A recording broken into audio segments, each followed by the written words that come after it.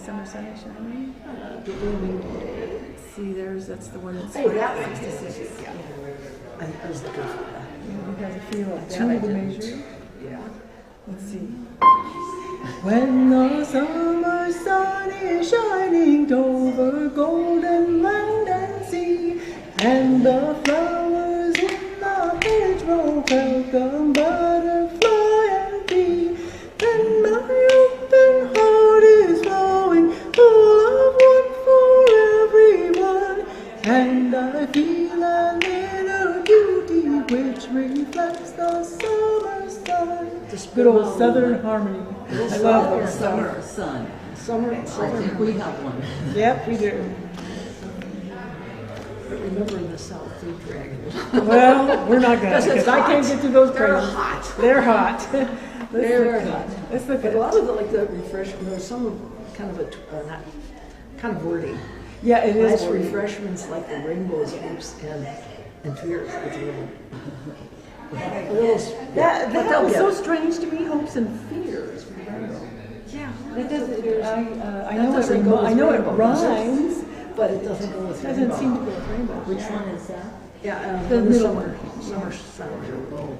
Don't say too Second, the fast. second hymn. Sun is shining. It's a real easy tune. It's an old. Not always. Yeah, right. Well, the rainbow, where's the fears in the rainbow? Well, and that one song is "Don't Go Out Tonight." I can't remember the whole thing, but it's don't, yeah. They were singing it last night. And then there's summer clouds of thunder. Carolyn, we have to.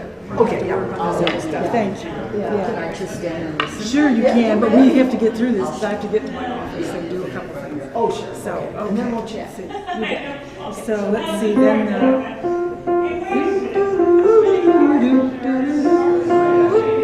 And then I'll start with the job. Yeah.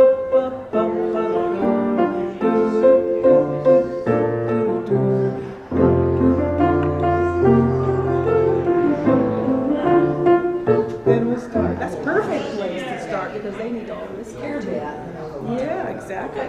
Okay, let's look at 1017. Is Good old rock song, tough to play. I remember having to work on this. A new way. We are building a new way. We are building a new way. Test. Every day we are Hello. Testing 1, 2. We are working to be free. We are working to be free. We are working to be free. Pain and grief and jealousy. We are working to be free. That's a tempo. Are you singing that? We're not singing. Yeah, we are. All these three things we were going to do the hymns. What I do is I collect stories. What I do is I collect stories.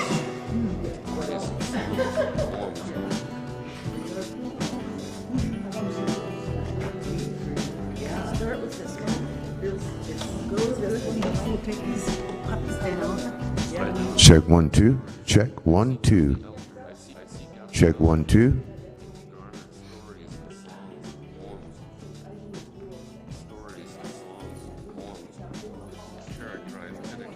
Man, no problem. Check 1, 2. Check 1, 2. 1, 2. Check. Rock and roll, really 50s stuff. Well, or this is the 90s, you know. I have a good friend in the East, a good singer and a good folk singer, a good song collector, who comes and listens to my shows and says, Testing 1, 2. Test 1, 2.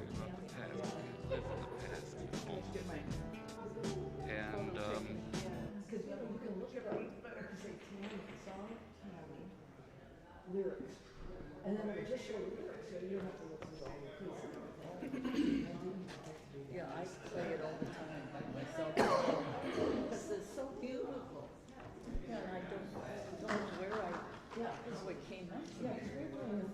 his 40s and 50s thing, and that would be a good thing there. And we like to try to show unusual verses or unusual beginnings. Maybe I should go to. You got me one, and I don't know what I did with it. That one's yours. Yeah, I gave it to you. I know, and I don't I remember where I just put gave it. it to you. Maybe it's up here. She maybe grabbed it because I didn't touch it. Music sheets at home, and they were from my grandmother. And Yeah, that's what I. And maybe I should look really look through them. I don't want to play in your part.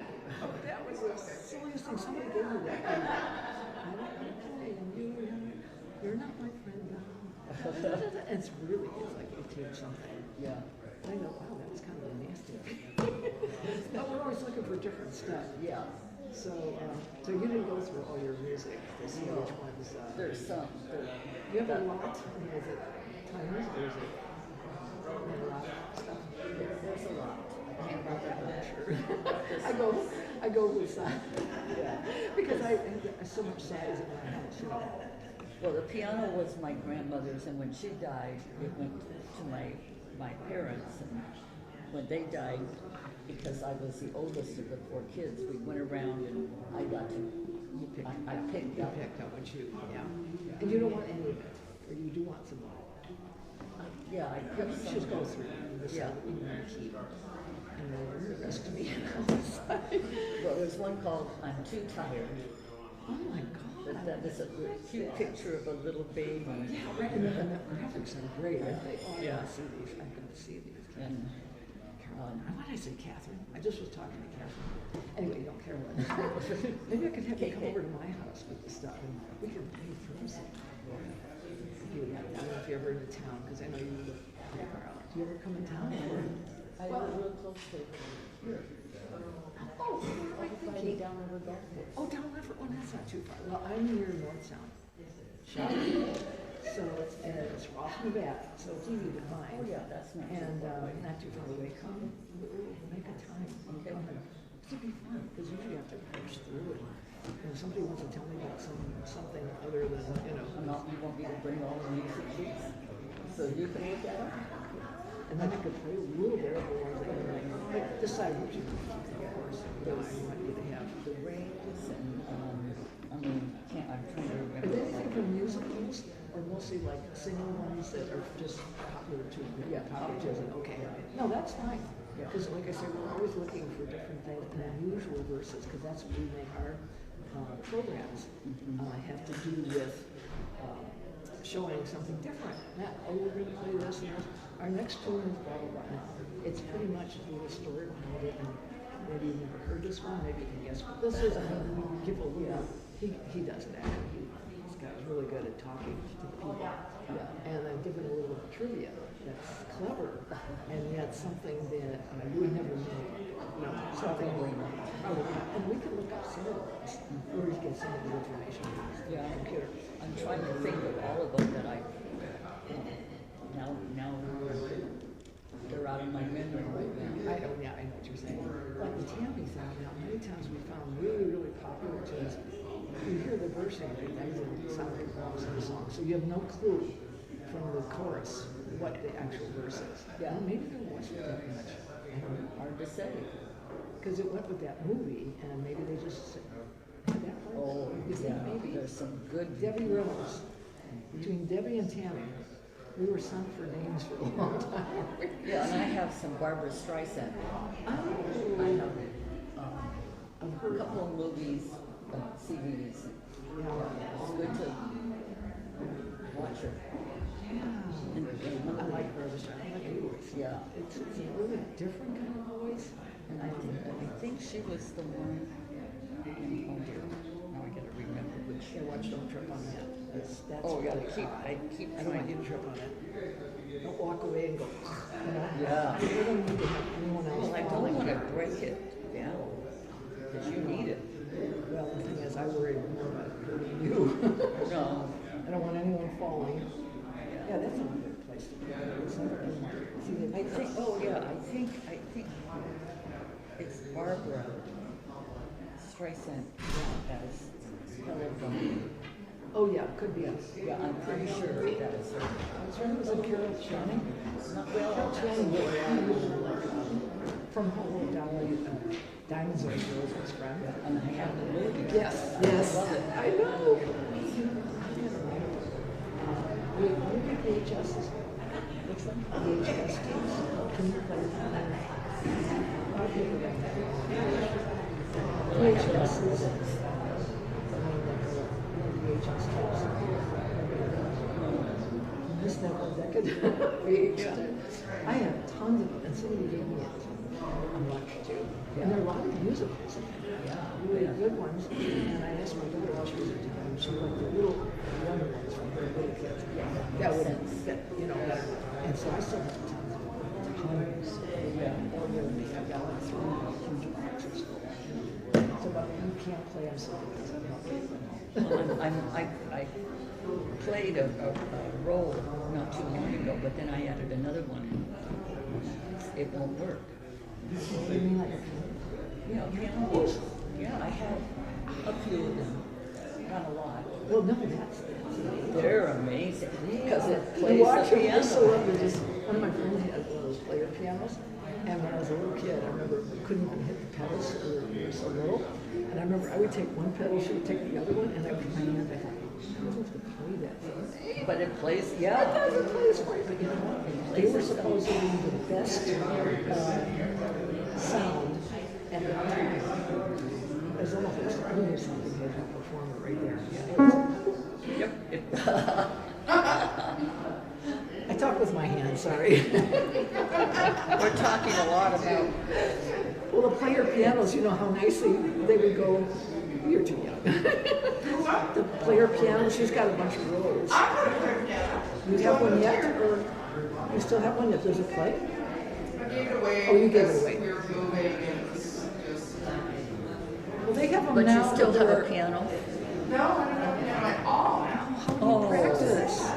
Well, I almost always know the tunes, so I just Go get through a that. virtual piano and get started now. Yeah. Because you do really well with timing. And, you know, she supplies them. Yeah, like when we do the choir stuff, we get this stuff pretty well. I mean, of course, many times we have the melody and everything, but still. Yeah, my daughter wants the piano. Yeah.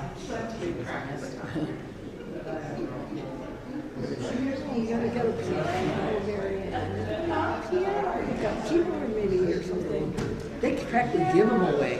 Nobody wants to keep those keyboards. But if you just want to get a I melody gave away started, my player piano. Just the rolls were valuable. Yes. But I didn't think I could get anybody to take a piano without the rolls. oh, so you And got I it. just needed it to be gone. Yeah. Moving. And I was doing moving, so I didn't want to try to throw it on. Oh, yeah. Sorry, on a tune. Yeah. Horrible. Yeah, I love watching the rolls I know, that it's- play the piano. Mine was a pumper. Yeah. So for several years, I had as an option, I had a Christmas party for families. My kids loved to pump it in. I know, it's Yes, such they a to get that. I was telling her when I was a little kid, the gal in our neighborhood had one, and each of us took a pedal. We couldn't even do the whole thing ourselves. And I would do one of the pedals, she would do the other one. And I go, Mom, I'd love to play this one day. And I put my hands over the keys while we were going up and down. Yeah, it's amazing. But, you know, you can get them, like one of my friends has a Wolves, I don't know if she still does, like George Gershwin playing. I mean, you have these famous composers playing their stuff.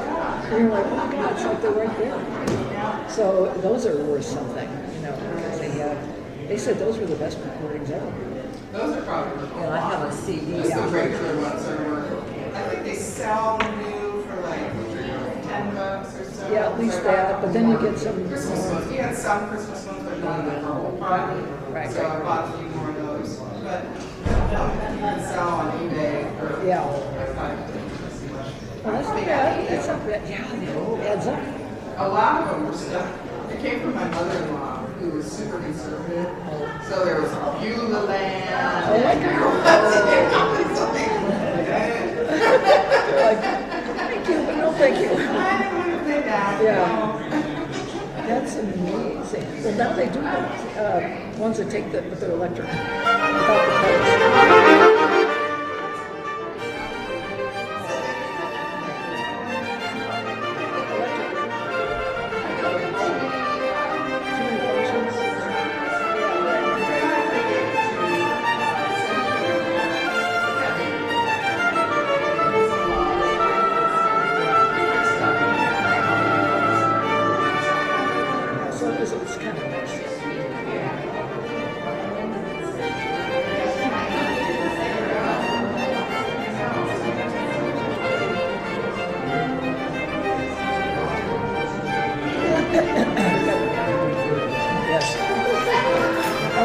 Indians and Hernandez. Did you bring some water, Marianne? Bring yourself some water? That helps a lot, because you don't have so much mill over. Let's sing the hymns tonight.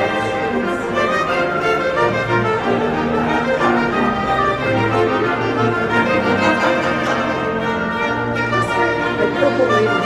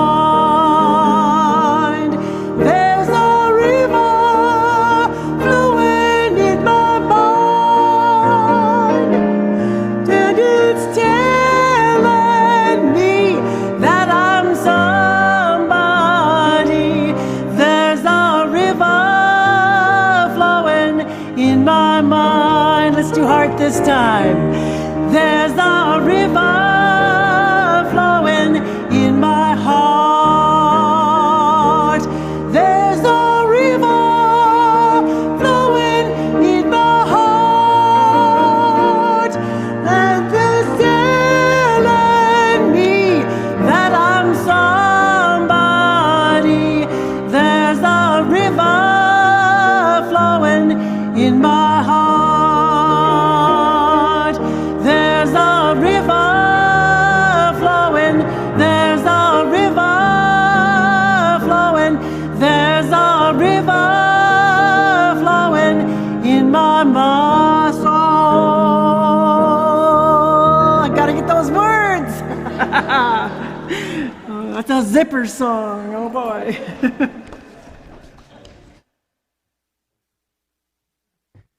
Thank you, Deb. I thought it was pretty good.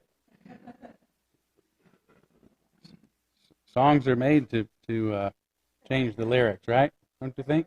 Yeah. Keep them vital. Well, good morning. Welcome to the Unitarian.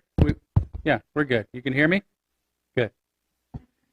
Well, welcome to the Unitarian Universalist Church of Spokane, where our mission is to join together to create a nourishing, liberal religious home and to champion justice, diversity, and environmental stewardship in our wider world, or as we say in short, to create community, find meaning, and work for justice. Welcome to one and all. I want to begin, as we do each Sunday morning, by embracing all that you bring with you to this space, all of your unique beliefs, your background, your lifestyle, your experiences, your differences, all that help make you who you are is welcome here today. And this includes all of those here, as well as those who are streaming with us this morning. We're also glad to know that you're here. So welcome to one and all. A couple of quick announcements. One, it's at that time of year where we want to close our books, and we still have about 15,000 in pledges outstanding. So if you've not completely fulfilled your pledge yet this year, I ask that you do so we can close our books with a balanced budget. That'd be great. Thank you.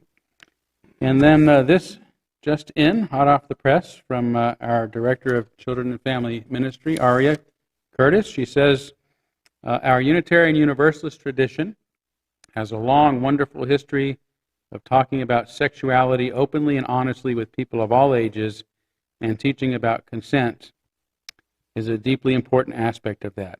What do our kids learn about who has access to their body that they must challenge later? How can we incorporate lessons about consent into our daily lives so that it is never a foreign concept later on in life? Participate in this two-part workshop about daily consent, where we will discuss various approaches to consent and explore ways that we can teach our kids to take ownership over their bodies. So this is a consent from the beginning, two-part workshop that's going to be starting on Tuesday, July 17th, and then again on the 24th at 5:30 p.m. to 7:30. We're asking $15 per family, $10 per person.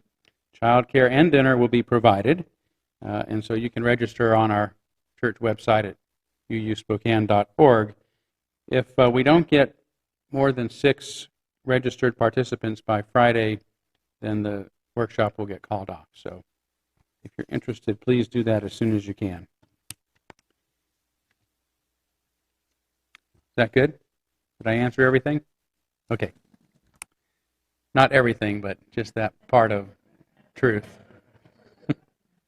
So I'm going to be talking today, continuing my series on the measure of all things and talking about economics, and wanted to give just a couple of minutes this morning to an individual in our congregation. I hope many of you know, but some of you may not.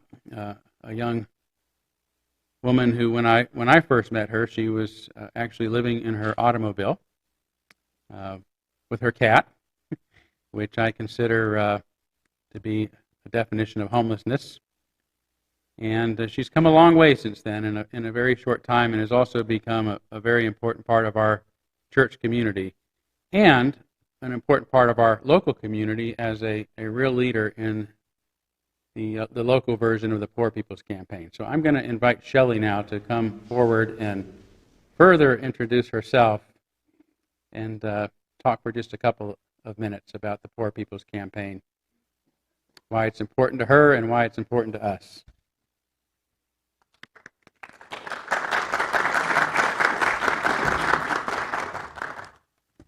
Good morning. So in my little talk that I wrote out last night, I was going to explain to you guys that I was homeless, but thank you, Todd, for sharing, because you know I'm not shy about that.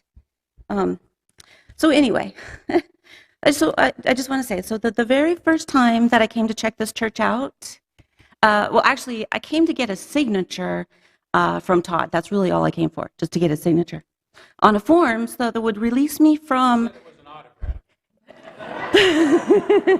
Yeah, you caught that? I tried to sneak that by you. So this form would release me from 1 day of chapel at the Union Gospel Mission Women's Shelter, Crisis Shelter. So that's really why I came. And but the very first time here, I heard the words, create community, find meaning, work for justice. And I thought, well, those words sound nice, but they're just words to me without real world meaning. You see, I had never had community in my entire life. I've struggled my whole life with depression and poverty, recently with physical disabilities as well. Many of you already know that I was homeless and living in my car last summer when I started getting involved, and the coolest thing happened. Everyone that I encountered here made me feel welcomed and accepted me in whatever condition I was in, if I was hungry or tired, unshowered, wrinkly clothes, even with my cat hanging out in the building. People made me feel valuable and loved. I would love to give a shout out to some very specific people who had a big impact on that, but it's literally half the people that come to this church. It's too many people to name. So anyway, in just 1 short year, you've given me my community, and it has changed my life. I have never before been this happy. And so my meaning is that I want this sense of community for everyone. I have friends that are still struggling with homelessness and crippling poverty.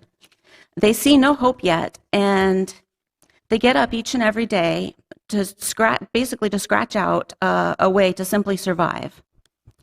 So today, Todd will be inspiring us to see economics through the lens of human well-being. And I see that the work that we're doing at the Poor People's Campaign as doing exactly that. And, oh, shoot. Sorry, I get nervous and I lost my page. And you don't need to hear about my cat's prescription or her printer ink. That's, where did the page go? I lost it. Okay, so anyway, I'll just wing it.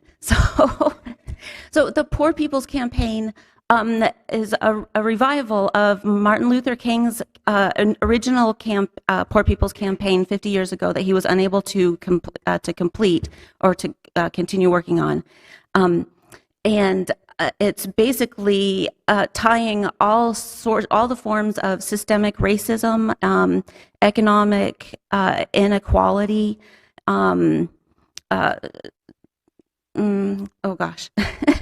environmental destruction, and is tying all of those together.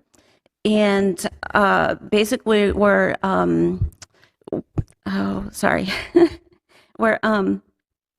we're working to demand our rights for decent education, living wages, jobs, income, housing, environmental protections, and restoring the environment as well. Anyway, shoot, where's my last page? Okay, so I would like to encourage everyone to become directly involved, either through attending rallies, civil disobedience. So I have been participating in civil disobedience in Olympia and have been arrested a few times. We need help with planning or donating. Anybody, if they want to do some cool sign making, we've got that. or even bringing food to the potlucks, or especially if anybody's interested in joining me on any homeless outreach adventures, that could be kind of fun and challenging. And I'm sure I didn't do this speech justice, but that's all I have to say, so thank you very much.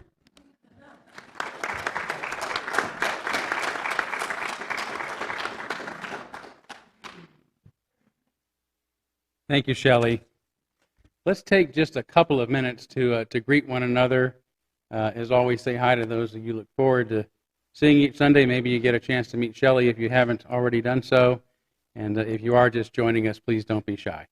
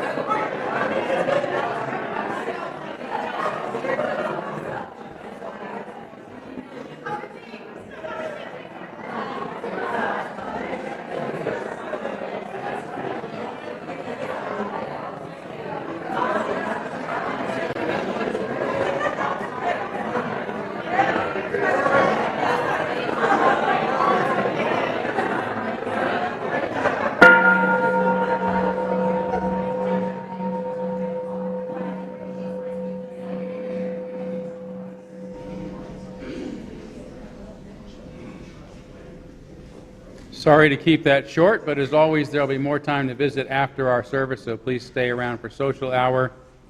Let us move forward now by lighting our chalice, the symbol of our faith, the symbol of Unitarian Universalism, of our unity and our solidarity, of our openness and our inclusion, of our community and our individual uniqueness. May this small flame be our offering of warmth to those who are cold and alone, and a light to those in darkness. May it be a flame that ignites justice in our world and a beacon of hope to those in need, and may it reflect at least a spark of truth wherever truth has been lost, and cast a healthy shadow of doubt wherever it's been found.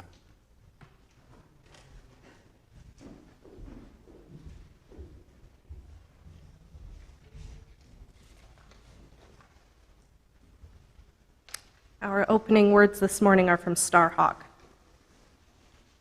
We are all longing to go home someplace we have never been. A place half remembered, half envisioned, we can only catch glimpses of from time to time. Community. Somewhere there are people to whom we can speak with compassion without the words catching in our throats. Somewhere a circle of hands will open to receive us. Eyes will light up as we enter. Voices will celebrate with us whenever we come into our own power. Community means strength that joins our strength to do the work that needs to be done. Arms to hold us when we falter. A circle of healing. A circle of friends. Someplace we can be free.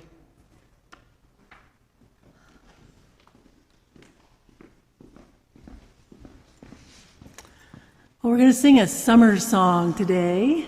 It's called When the Summer Sun is Shining, and it's an old tune, a rather jaunty tune from the old Southern Harmony, and it's got lots of beautiful summer imagery. So please stand as you're willing and able to sing When the Summer Sun is Shining.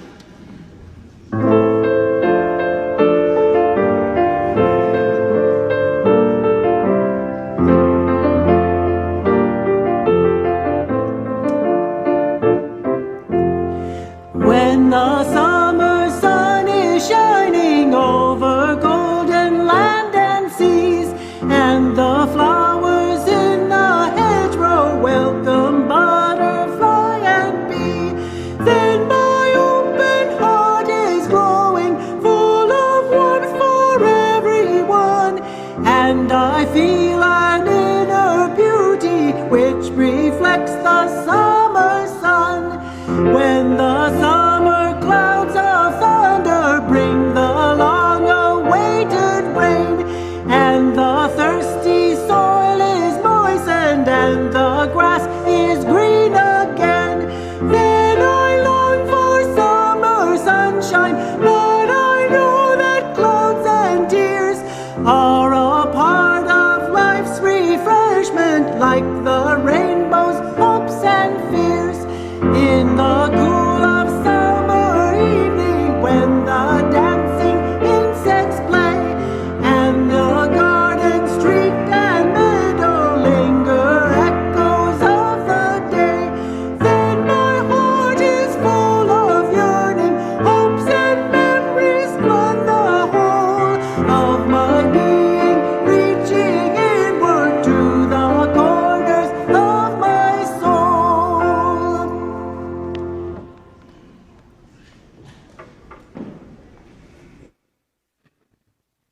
Good morning, everybody. So cheerful. Today's story is called The Last Stop on Market Street.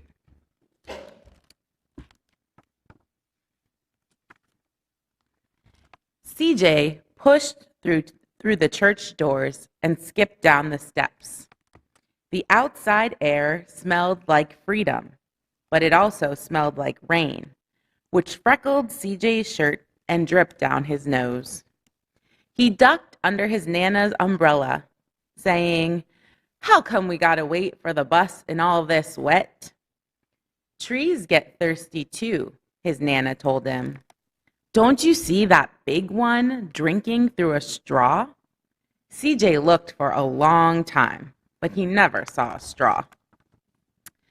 From the bus stop, he watched water pool on flower petals, watched rain patter against the windshield of a nearby car.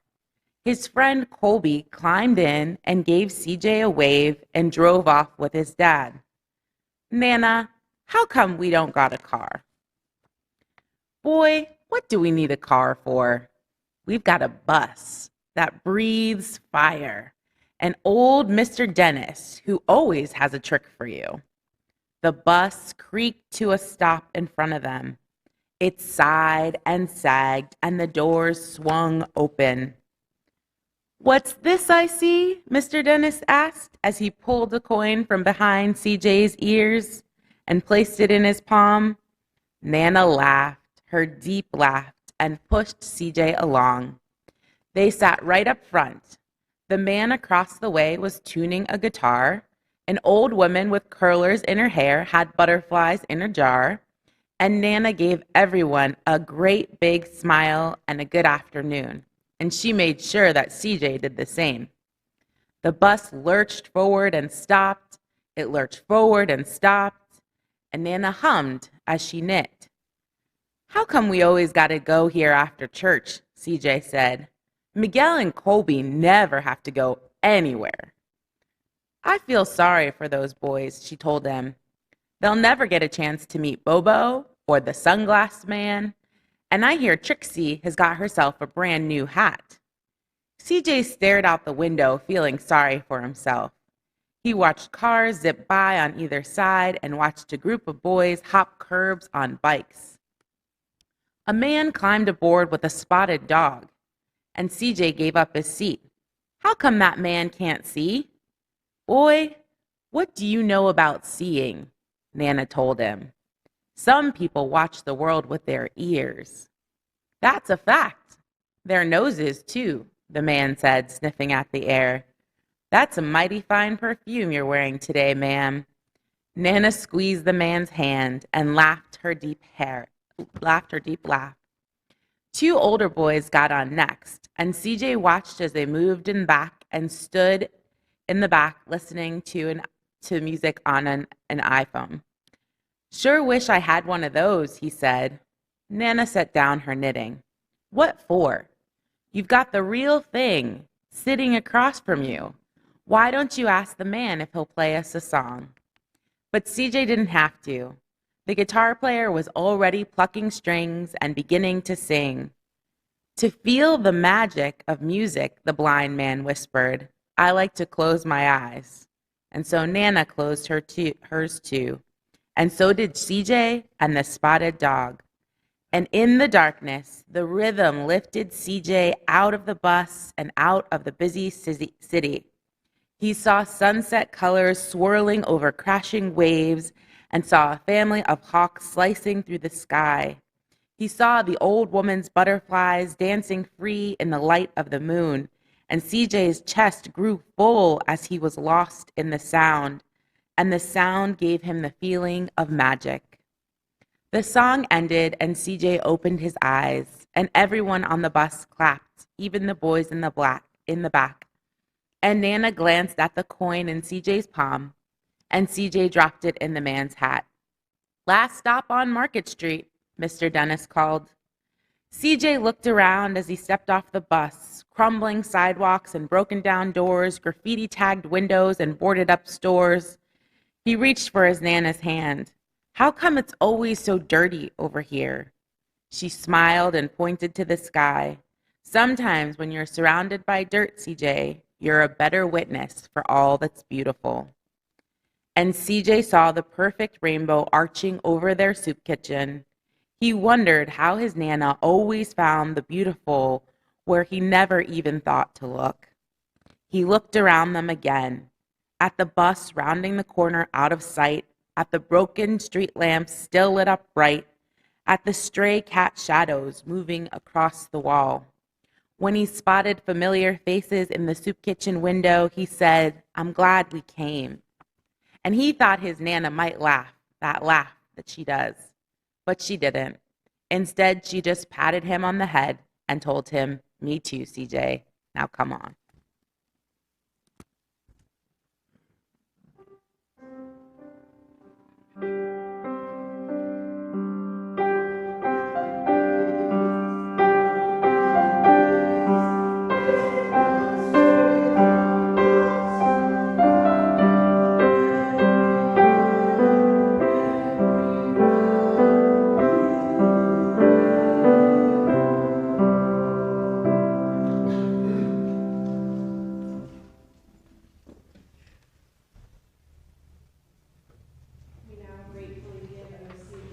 Offering, which sustains this community and its mission to the larger world.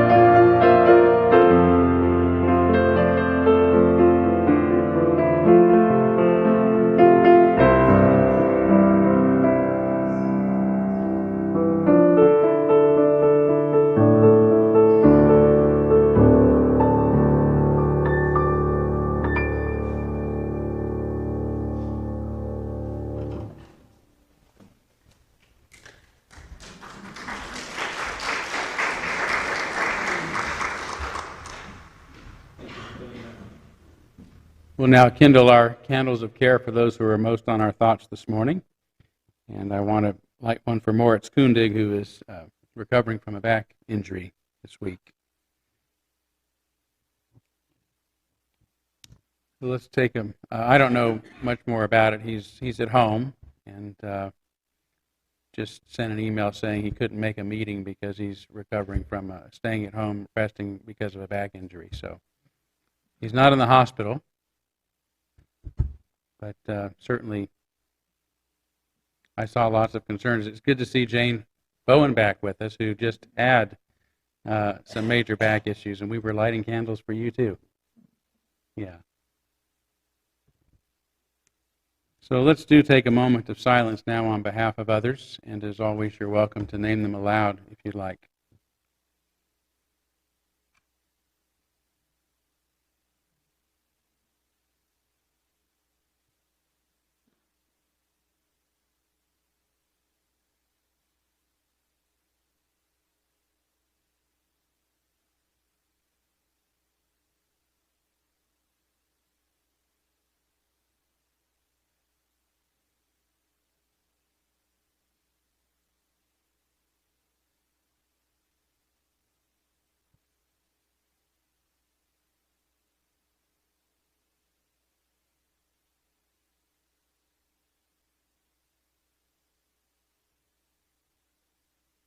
Those named aloud and those embraced in our silence, and all those who are suffering in our world at this hour, we hold in our community with compassion.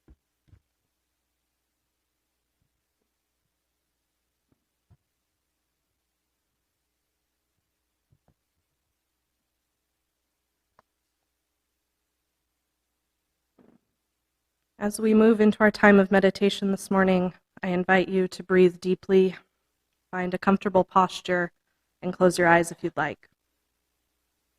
Adapted from Rachel Naomi Remen. Hidden in all stories is the one story. The more we listen, the clearer that story becomes. Our true identity, who we are, why we are here, what sustains us, lives in this story.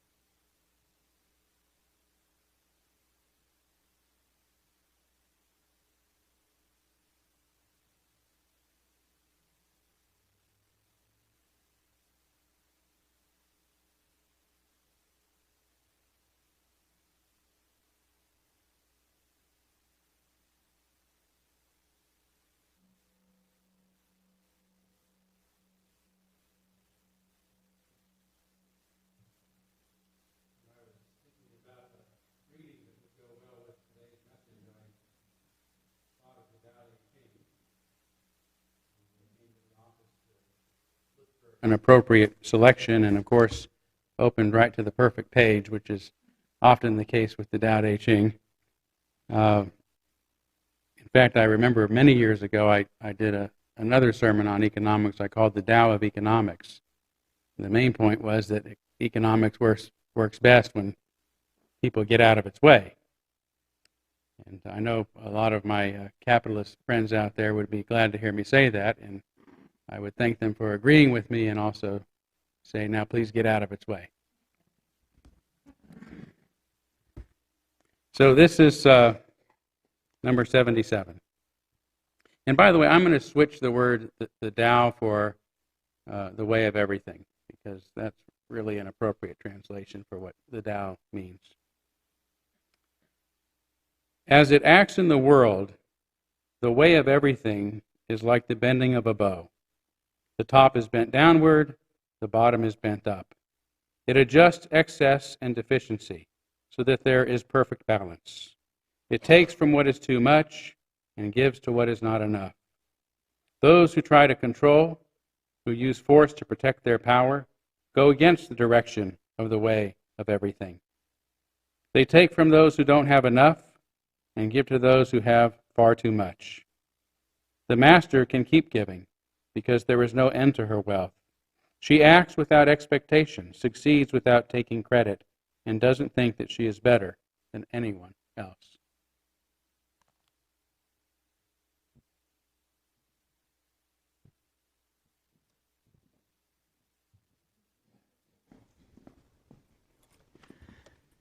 Well, the service music you're hearing today is all from one album, from Simon and Garfunkel's album in the 60s.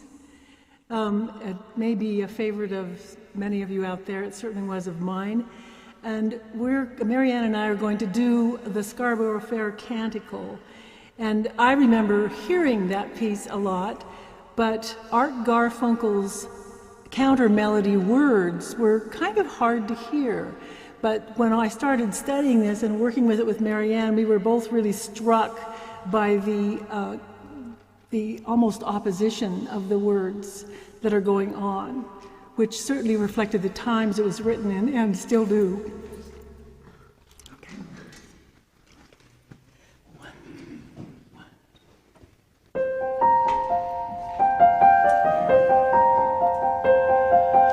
Are you going to Scarborough Fair?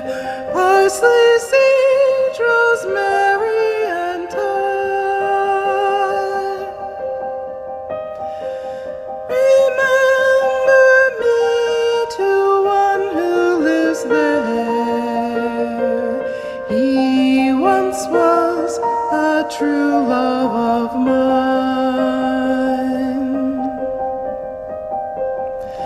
Tell him to make me a kettle brick hill in the deep forest green. Parsley, sage, rosemary, and tracing of sparrow on snow-crusted broad. Without no seams nor blankets and bedclothes, the child of the mountain.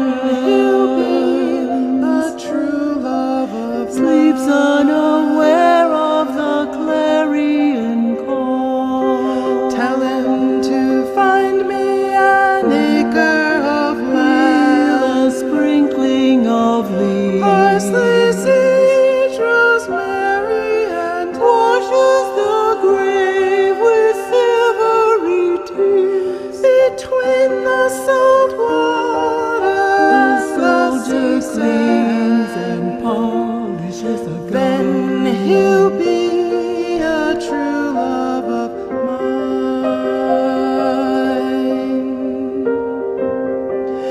Tell him to reap it with a sickle. War bellows blazing in scarlet battalions. Parsley, sage, rosemary, and generals order their soldiers to kill and gather it all and fight for a cause they've long ago forgotten. Then he'll be a true love of mine.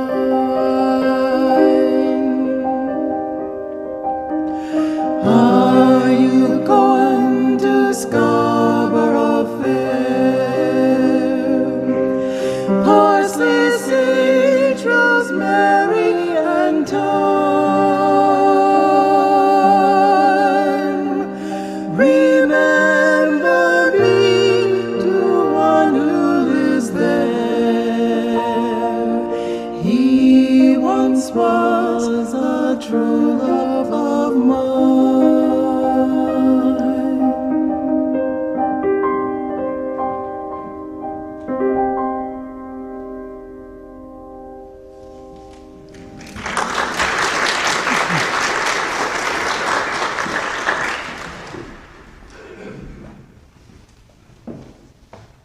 both so much.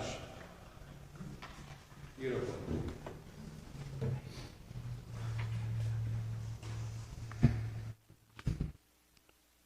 So I'm sure you've been wondering, what does a minister untrained in the field, what business does a minister untrained in the field have discussing economics?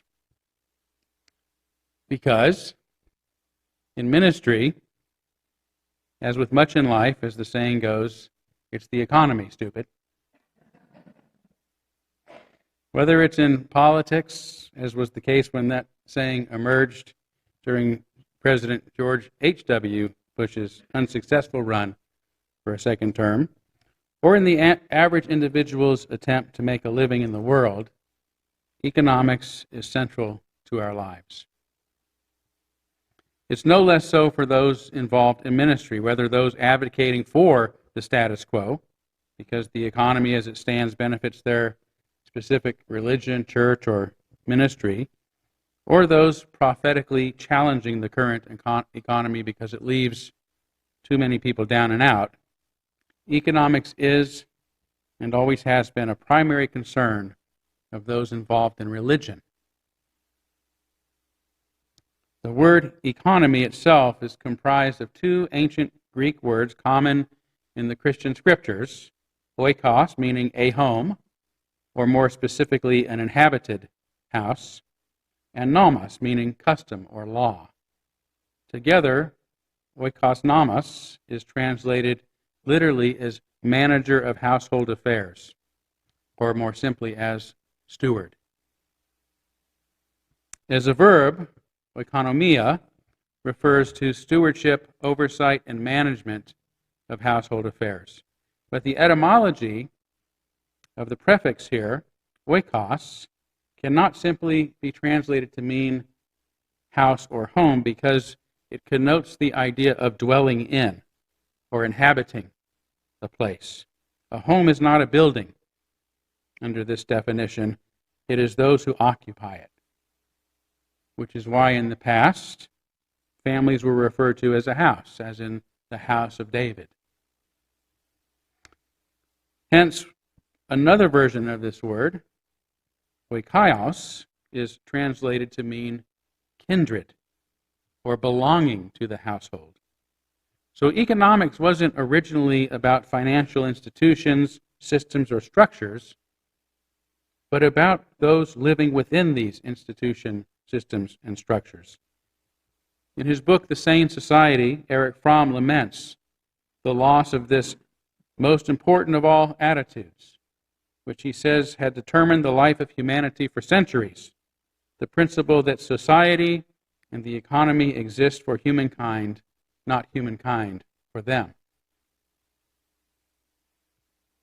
Today, since we have a global economy, since we are all part of the same house and live under the same sky, the same roof, we need an economy that includes and works well for everyone, literally everyone.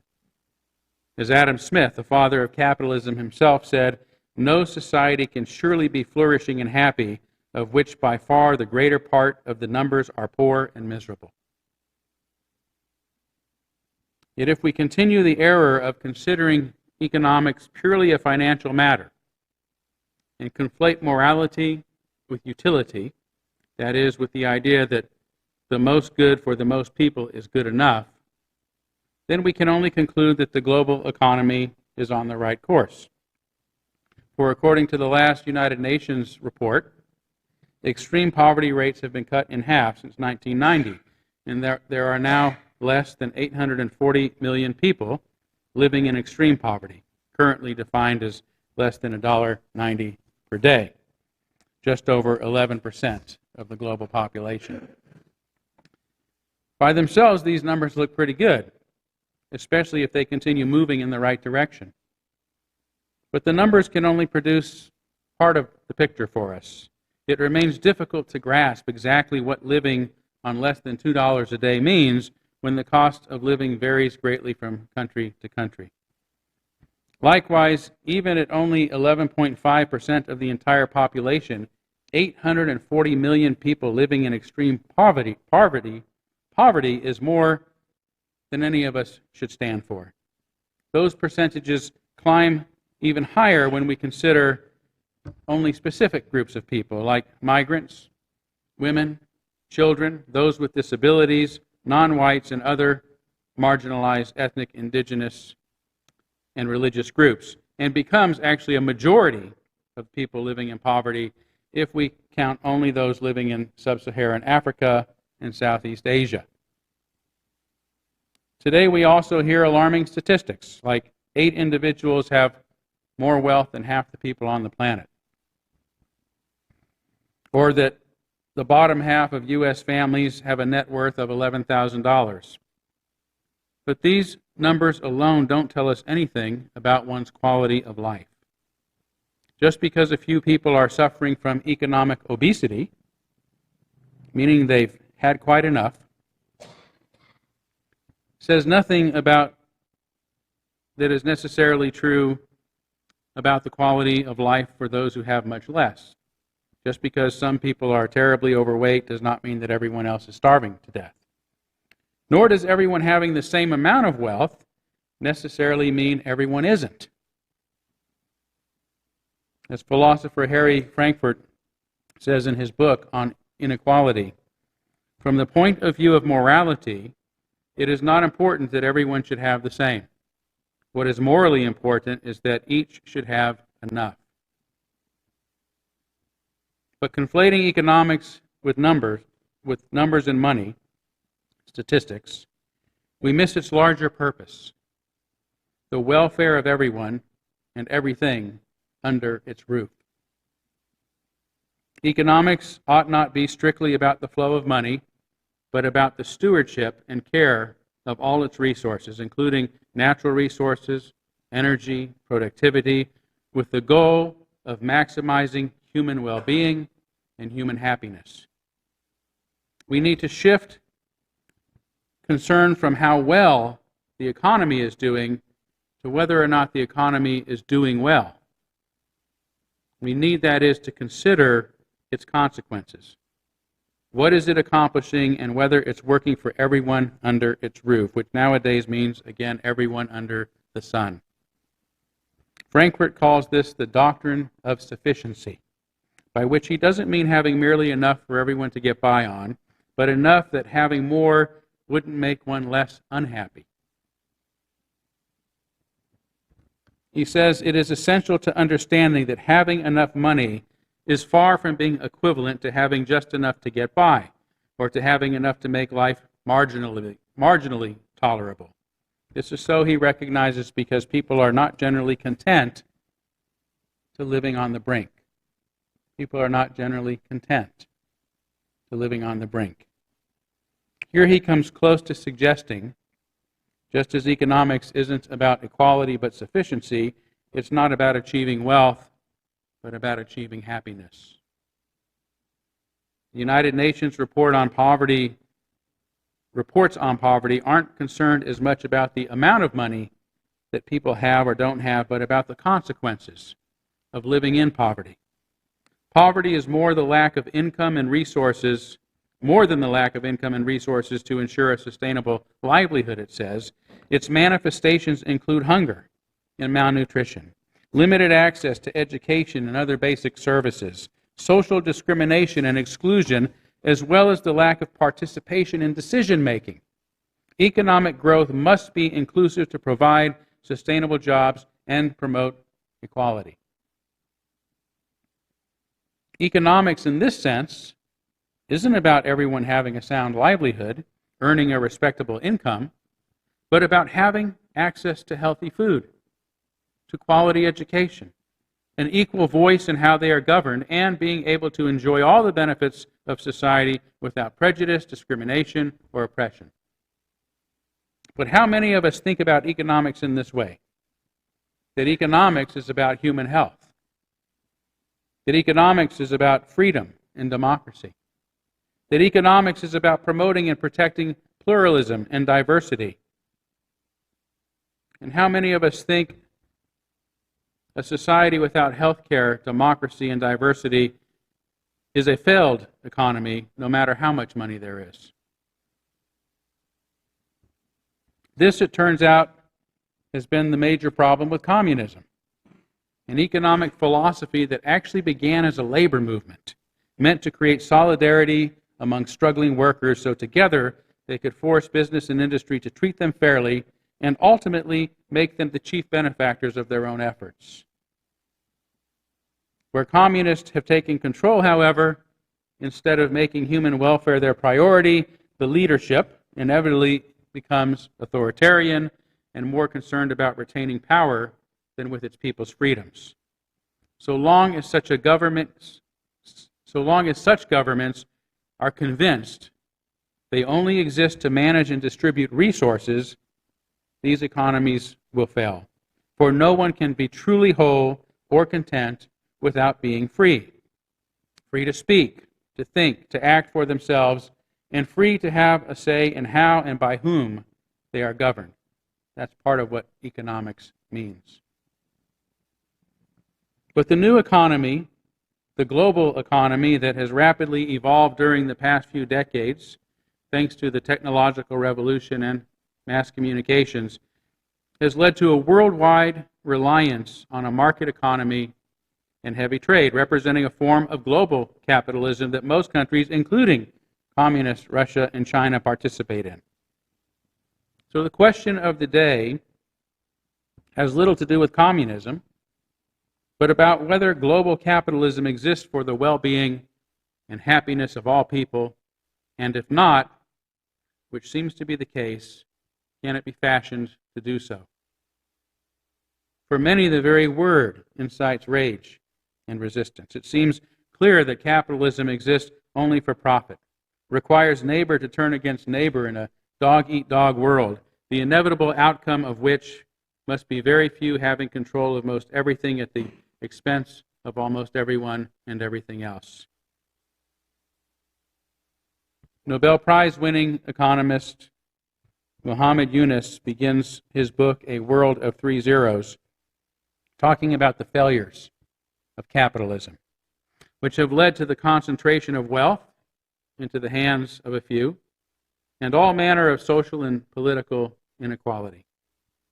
Does the invisible hand produce its benefits for everybody in the society, he asks? The answer seems obvious. Somehow the invisible hand must be heavily biased toward the richest. Otherwise, how could today's enormous wealth concentration continue to grow?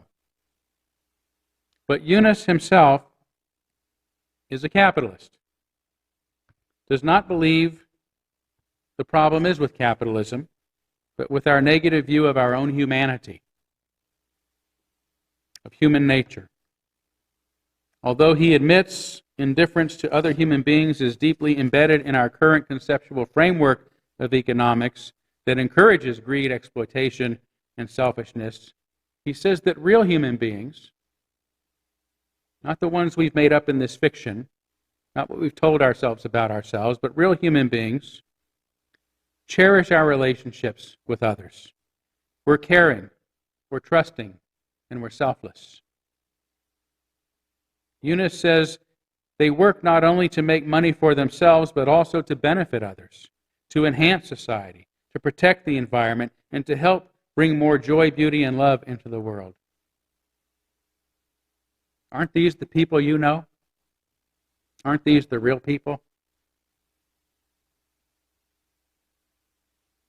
Yunus' positive view of humanity is the foundation of this series on the measure of all things, a mindset that rejects the need to repress human nature as societies and civilizations have strived to do for ages, and instead seeks to let it fully unfold, establishing systems and institutions whose sole criterion is fostering human welfare and enabling every individual to unlock their full potential.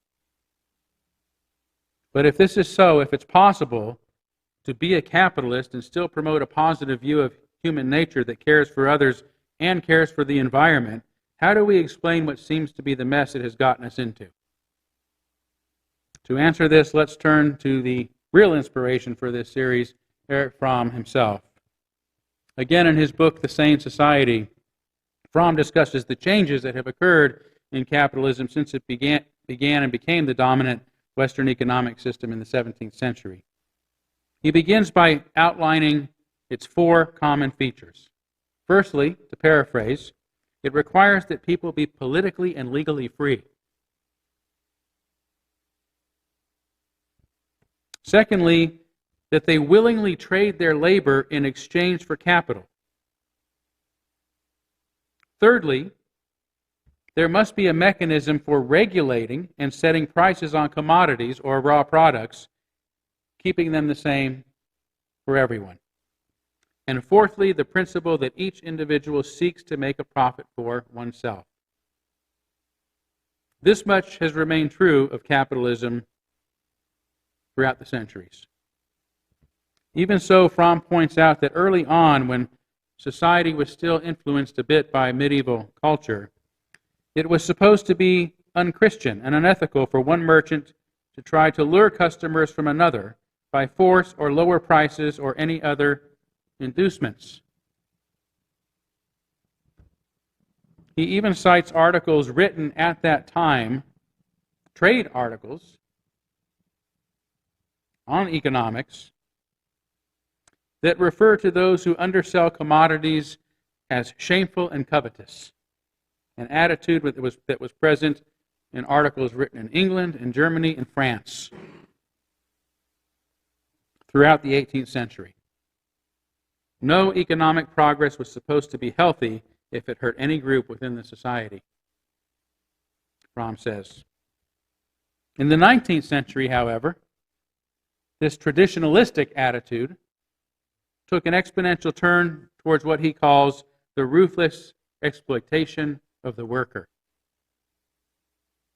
Pursuing profit at almost any cost was considered morally right, even at the expense of others, especially those one employed. There was hardly any sense of human solidarity between the owner of capital and his workers, Fromm says. It was at this same time that people began to see themselves as passive actors in the realm of economics, meaning they had no choice but to adhere to the law of the jungle by competing for supremacy over others. In this scramble for success, he says, the social and moral rules of human solidarity broke down. The importance of life was in being first in a competitive race. It was also less necessary for owners to trade capital for labor in direct relationship with workers. They could own shares in businesses they never set foot in and sell products they had nothing to do with. Some even took pleasure in competing with and defeating their opposition. Freud described this compulsion for profit and possession as the anal character, and Fromm called it the hoarding orientation. Hoarders, he says, have surrounded themselves, as it were, by a protective wall, and their main aim is to bring as much as possible into this fortified position and to let as little as possible out of it. But the gravest change to capitalism in the 19th century, one that has continued ever since, is a living human being ceased to be an end in oneself and became the means for the economic interest of another person, or even of oneself, or of an impersonal giant, the economic machine. This is not to say this attitude didn't exist prior to this era. One need only think of slavery to know that this is true. But for the first time, everyone, worker and employer, had become like cogs in a machine, at least a step removed from the product of their own labor. Fromm sums up the danger of this in the words of Adlai Stevenson, who said, "We are not in danger of becoming slaves anymore, but of becoming robots. For under such a system, we lose our sense of creativity, our own purpose and productivity, and succumb to an authoritarian society, allowing ourselves to be ruled by what he calls the anonymous authority of conformity." The anonymous authority of conformity. We do not submit to anyone personally, Fromm says. We do not go through conflicts with authority, but we have also no convictions of our own, almost no individuality, almost no sense of self. This milieu became solidified in the 20th century capitalism, marked by four more drastic changes. Firstly, traditional relationships between people increasingly disappeared, replaced, as he put it, by a pure form of capitalistic society. Secondly, the beginning of what we now call the technological revolution replaced manual labor with machine production. In 1850, machines provided only 6% of the energy for work. By 1960, it was 96%. This led to a reduction in small businesses and a rise in big business assembly lines, opening the door to monopolies and giant corporations. At the beginning of the 1800s, 80% of workers were self-employed. 100 years later, it was only 25%. By 1950, 1% of U.S. businesses employed 50% of its workers, while another 1.5 million employed only 6%. A third change was the increasing separation of management from ownership, making it possible for one to have ownership of a business and product in a community one has nothing to do with, no thought of, and no reason to care about. The final drastic change during this era was the principle of mass production and consumption that has come to define modern capitalism. It has resulted in the transformation of populations into consumers that exist not for themselves, no longer as a means to their own ends, but for the purpose of the economic machine. Everybody is coaxed to buy as much as one can, Fromm says, even before one has enough money to pay for one's purchases. Being indebted has increasingly become a way of life for most of us. And the system itself has made us more compliant and less individual, because 20th and now 21st century capitalism needs people, in his words, who cooperate smoothly with large groups, who want to consume more and more, and whose tastes are standardized and can be easily influenced and anticipated. None of this is meant to be a condemnation of capitalism. I consider myself a capitalist, and often jest that I believe in it so much, I think we should try it sometime. For what we have today is not true capitalism at all.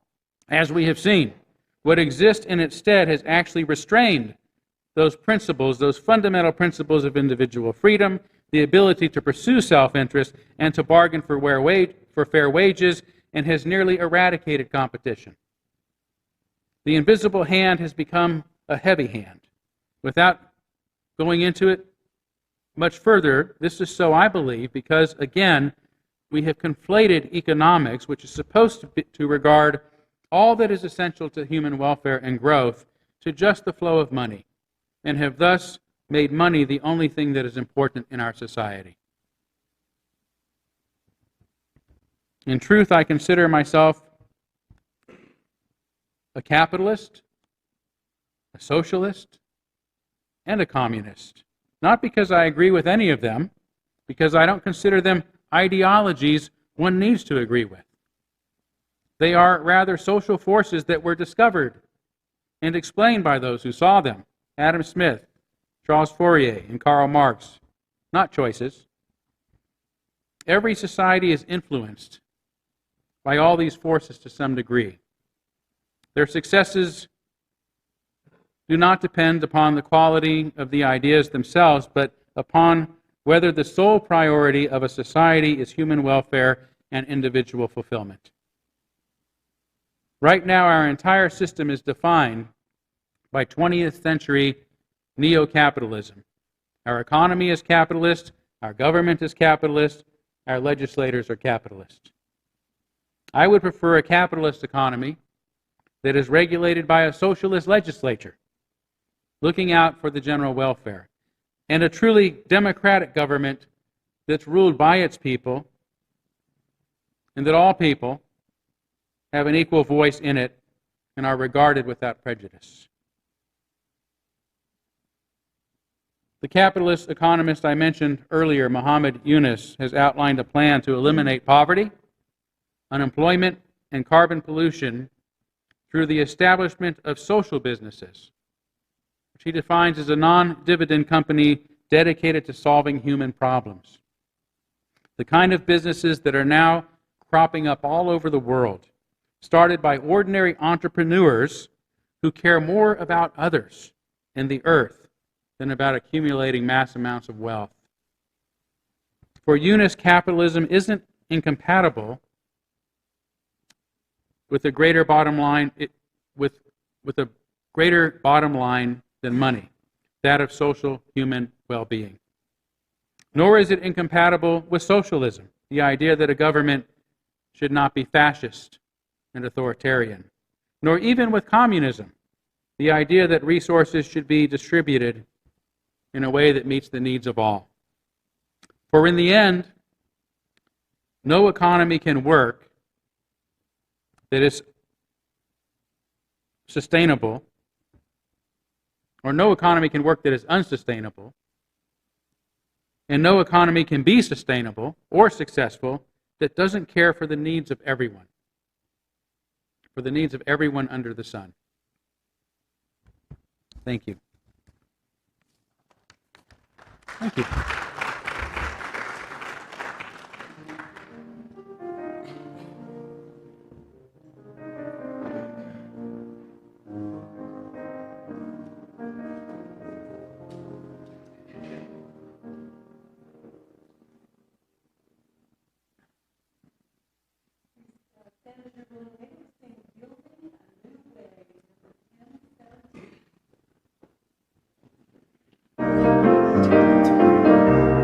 We are building a new way. We are building a new way. We are building a new way, feeling stronger every day. We are building a new way. We are working to be free. We are working to be free. We are working to be free of hate and greed and jealousy. We are working to be free. We can feed our every need. We can feed our every need. We can feed our every need. Start with love, that is the seed. We can feed our every need. Peace and freedom is our cry. Peace and freedom is our cry. Peace and freedom is our cry. Without these, this world will die. Peace and freedom is our cry.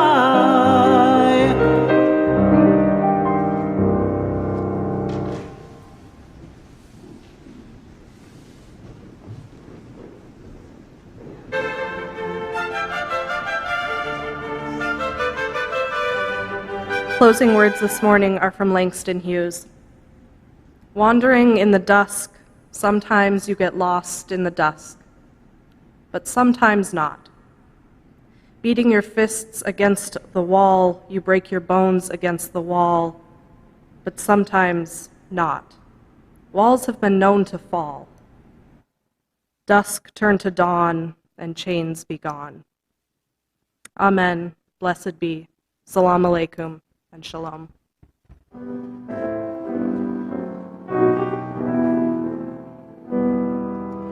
Shalom Haverim, Shalom Haverim, Shalom, Shalom, Shalom Haverim, Shalom Haverim, Shalom, Shalom.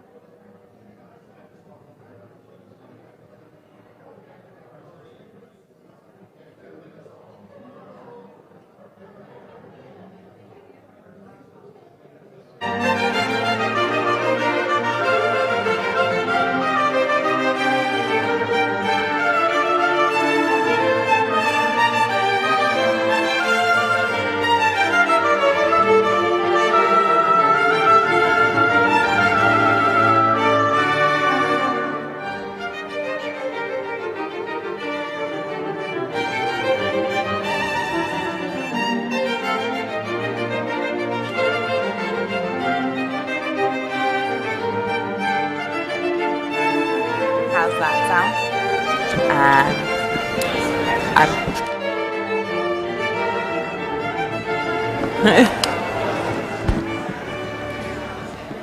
not hearing anything?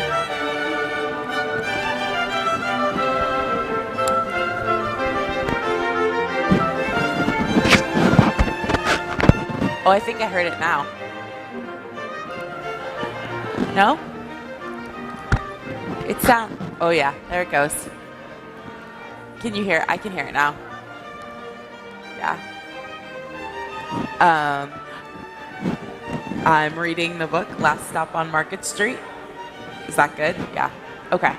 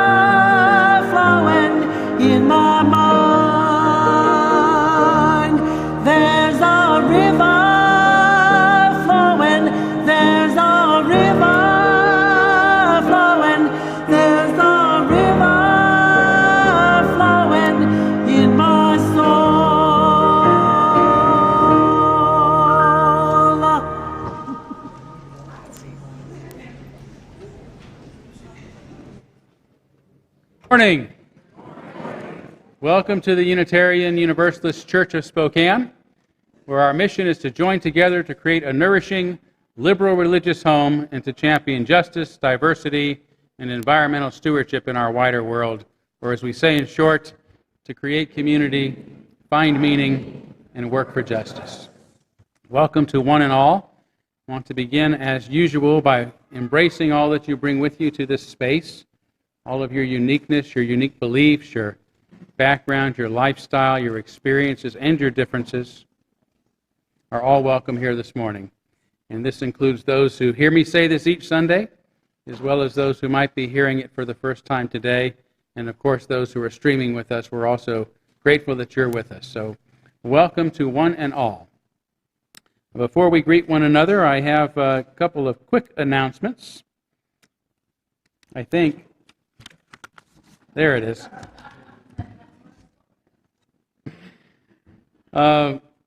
Firstly, I just want to remind you that this is the time of year we want to try to close our books as quickly as possible, and we still have some outstanding pledges, so if you've not fulfilled your commitment to that yet and can do so as soon as possible, it would be much appreciated.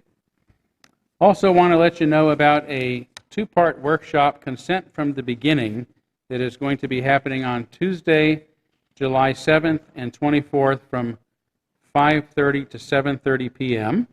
We're asking $15 per family and $10 per person, and child care and dinner will be provided. It's really a class about teaching consent to kids from the beginning as part of our overall commitment to teaching age-appropriate sex education to people of all ages. And we do need participants to register by this Friday, so you can do so on our website at uuspokane.org. If we don't get enough, we'll end up having to cancel it, so please do so if you're interested at all. I'm continuing my bi-weekly series on the measure of all things, looking at different institutions from a humanistic perspective. And today I'll be speaking about economics and the measure of all things. And I wanted to take just a little bit of time here at the start of the service to introduce a member of our congregation, Shelley McClellan, for those who know her. If you haven't, I hope you'll get to know her. But I guess I spilled the beans just a little bit. I'm going to do it again, Shelley, if that's okay. When Shelley first started coming to our church about a year or so ago, she was actually living in her car, a homeless individual. And she's come a long way since then. And she's not only an important part of our community, but has become a very important part of the local endeavor on behalf of the Poor People's Campaign that is going on around the nation. So she's going to come talk a little bit about her story for a couple of minutes and the significance of the Poor People's Campaign. Shelley?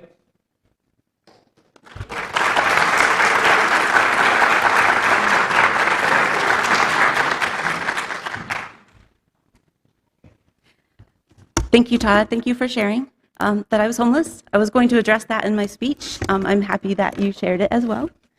So, all right, so I just want to say, so the very first time that I came to check out this church, well, actually, I came literally just to get a signature on a form from Todd. The form was to release me from one day of chapel at the Union Gospel Mission Women's Crisis Shelter. Anyway, the very first time I came here, I heard the words, create community, find meaning, work for justice, and I thought, well, those words sound nice, but they are just words to me without any real-world meaning. You see, I had never, ever had community. So I've struggled my whole life with depression, poverty, and recently with physical disabilities as well. Many of you already know that I was homeless and living in my car last summer when I started becoming involved in the church. And the coolest thing happened. Everyone that I encountered here made me feel welcomed and accepted in whatever condition I was currently in. If I was hungry, tired, unshowered, or wrinkly. Even my cat was welcome at meetings when it was too hot in the car for her. So this made me feel valuable and loved. And I would love to give a shout out to some of the specific people who had a big impact on that, but it's literally half of the people that are members of this church. So that's just too many people. Anyway, in just one short year, you have given me my community, and it has changed my life. So I have never before been this happy. And so my meaning, the meaning that I have found, is that I want this community for everyone. And that is why I am working with the Poor People's Campaign. I'm very, very excited about it. So the Poor People's Campaign is a revival of Dr. Martin Luther King's campaign that he started just before his death. Its focus is on, and so we're after 50 years later, we're reviving it because all of the conditions that he had wanted to address, all of these things are, as a society, are much worse off than they even were 50 years ago. So its focus is on systemic racism, is on how systemic racism, economic disparity, the war economy, and economic devastation are all interlinked. So we are doing a lot of rallies and actions and everything that we can think of to call attention to just how bad these issues are and that we're basically in crisis mode. Shoot. I lost one of my pages. Rats. Well, anyway, so I would like to ask you, any of you, to get involved in a very real sense. So there's a lot of ways that you can get involved. So you could just attend the rallies, which is always fun. There's civil disobedience opportunities. So I've been doing that in Olympia. I was arrested 3 times, standing up for and demanding my rights. Thank you. There's even opportunities if you want to be creative and come make posters. That would be great. We could use donations to help people getting back and forth to rallies and setting up rallies. There's just a lot of ways that you can get involved. So I would just like to ask people to get involved. You can go to on the Facebook page. You can look for Facebook/NewPPC. Okay, thank you very much.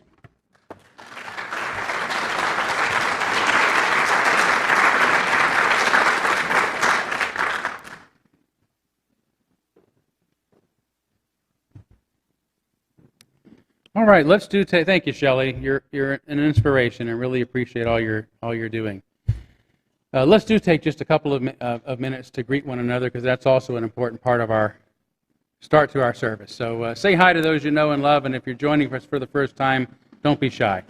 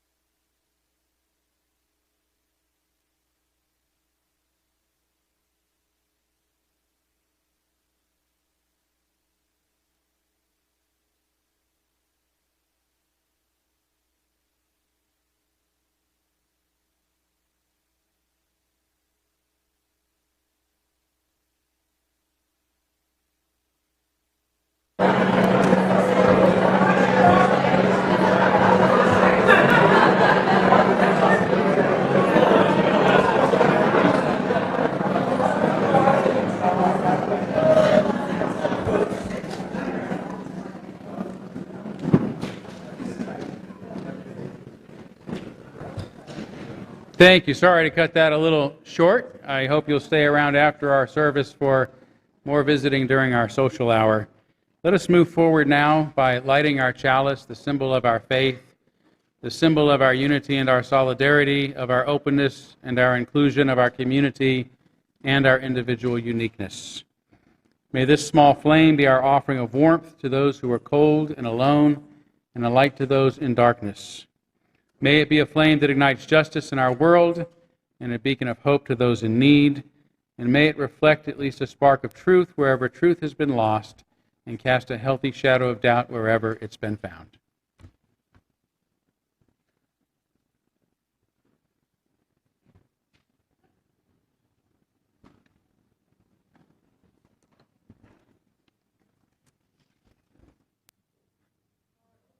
This morning are from Starhawk. We are all longing to go home to a place we have never been.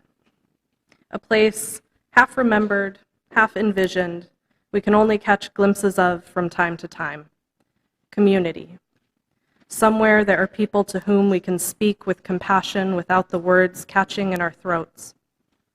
Somewhere a circle of hands will open to receive us. Eyes will light up as we enter. Voices will celebrate with us whenever we come into our own power. Community means strength that joins with our strength to do the work that needs to be done. Arms to hold us when we falter, a circle of healing, a circle of friends, someplace we can be free.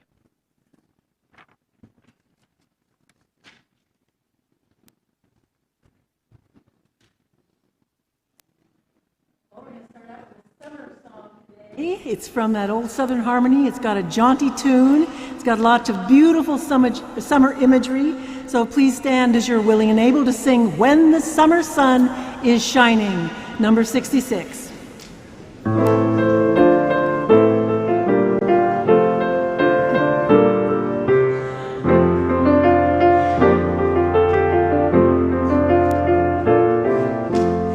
When the summer sun is shining over golden land and sea, and the flowers in the hedgerow welcome butterfly and bee, then my open heart is glowing, full of warmth for everyone, and I feel an inner beauty which reflects the summer sun.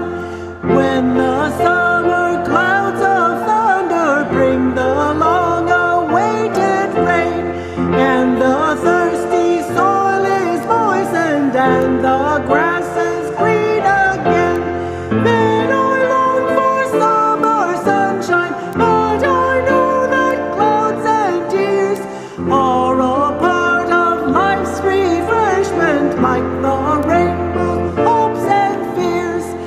In the cool of summer evening, when the dancing insects play, and in garden, street, and meadow linger echoes of the day, then my heart is full of yearning, hopes and memories flood the whole of my being, reaching inwards to the corners of my soul.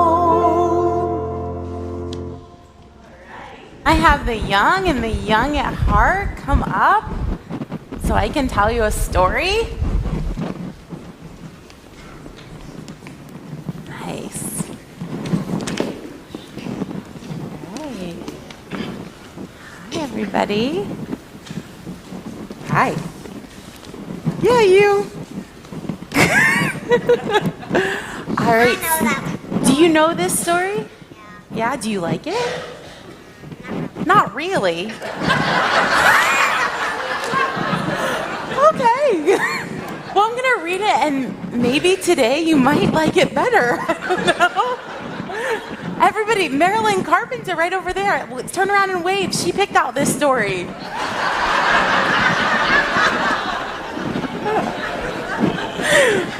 All right, so today's story, even though Violet doesn't really like it that much, is Last Stop on Market Street. All right. Okay. CJ pushed through church doors and skipped down the steps. The outside air smelled like freedom, but it also smelled like rain, which freckled CJ's shirt and dripped down his nose. He ducked under his Nana's umbrella, saying, "How come we gotta wait for the bus in all this wet?" "Trees get thirsty too," his Nana told him. "Don't you see that big one drinking through a straw?" CJ looked for a long time, but he never saw a straw. From the bus stop, he watched water pool on flower petals. He watched rain patter against the windshield of a nearby car. His friend Colby climbed in the car and gave CJ a wave and drove off with his dad. "Nana, how come we don't got a car?" "Boy, what do we need a car for? We got a bus that breathes fire. And old Mr. Dennis who always has a trick for you."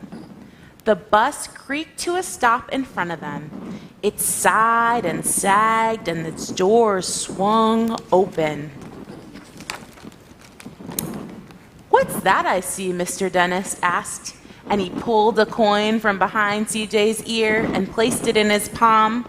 Nana laughed her deep laugh and pushed CJ along. They sat right up front.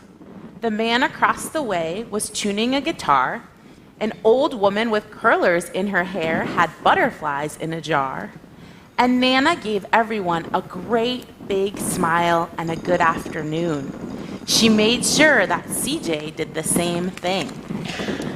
The bus lurched forward and stopped, lurched forward and stopped, and Nana hummed as she knit. "How come we always gotta go here after church?" CJ asked. "Miguel and Colby never have to go anywhere." "I feel sorry for those boys," she told him. "They never get a chance to meet Bob or Sunglasses Man, and I hear Trixie got herself a brand new hat this week." CJ stared out the window, feeling sorry for himself. He watched cars zip by on either side, and he watched a group of boys hop curbs on bikes. A man climbed aboard with a spotted dog, and CJ gave up his seat. "How come that man can't see?" "Boy, what do you know about seeing?" Nana told him. "Some people watch the world with their ears." "That's a fact, and their noses too," the man said, sniffing at the air. "That's a mighty fine perfume you're wearing today, ma'am." Nana squeezed the man's hand, and they laughed deeply together. Two boys got on the bus next, and CJ watched them move on by the back and stand, and they had an iPhone to listen to music. "Sure wish I had one of those," said CJ. Nana set down her knitting. "What for?" "You got the real live thing sitting across from you. Why don't you ask the man if he'll play a song?" CJ didn't have to. The guitar player was already plucking his strings and beginning to sing. "To feel the magic of music," the blind man whispered, "I like to close my eyes." And so Nana closed her eyes too, and CJ did, and the spotted dog did too. Look at that beautiful picture. And in the darkness, the rhythm lifted CJ out of the bus and out of the city. He saw sunset colors swirling over crashing waves and saw a family of hawks slicing through the air, saw the old woman's butterflies dancing free in the light of the moon. And CJ's chest grew full, and he was lost in the sound, and the sound gave him the feeling of magic. The song ended, and CJ opened his eyes, and everyone on the bus clapped, even the boys in the back. And Nana glanced at the coin in CJ's palm, and CJ dropped it into the man's hat. Last stop on Market Street, Mr. Dennis called. And CJ looked around as he stepped off the bus.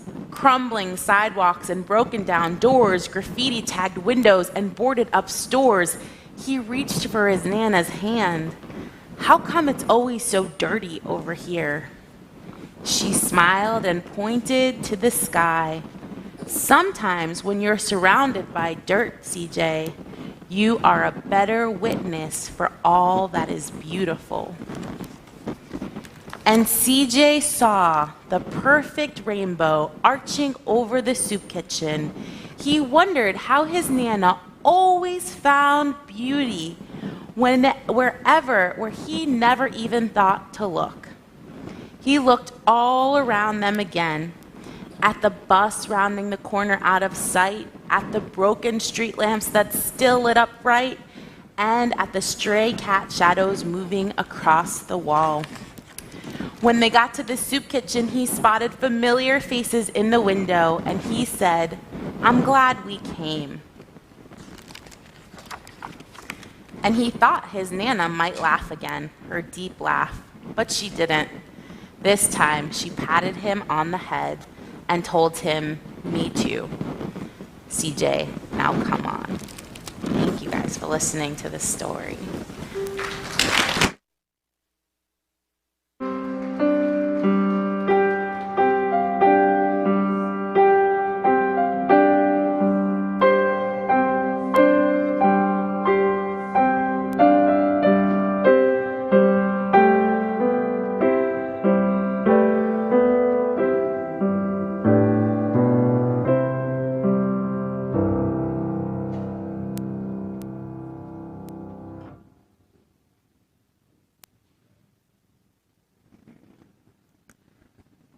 We now gratefully give and receive this morning's offering, which sustains this community and its mission to the larger world.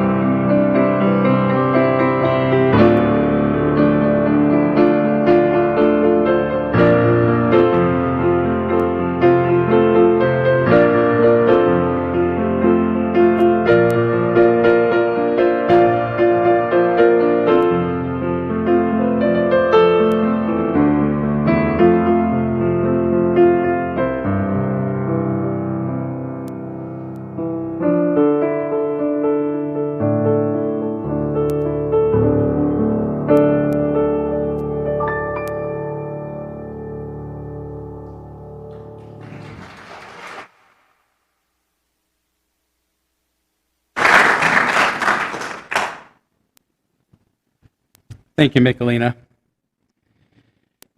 We'll now kindle our candles of care for those who are most on our hearts and minds this morning. And just want to kindle a candle for our friend Moritz Kundig, who is recovering at home from some back problems. Let's go ahead and take a moment of silence on behalf of others you might be thinking of, and as always, you're welcome to name them aloud if you like.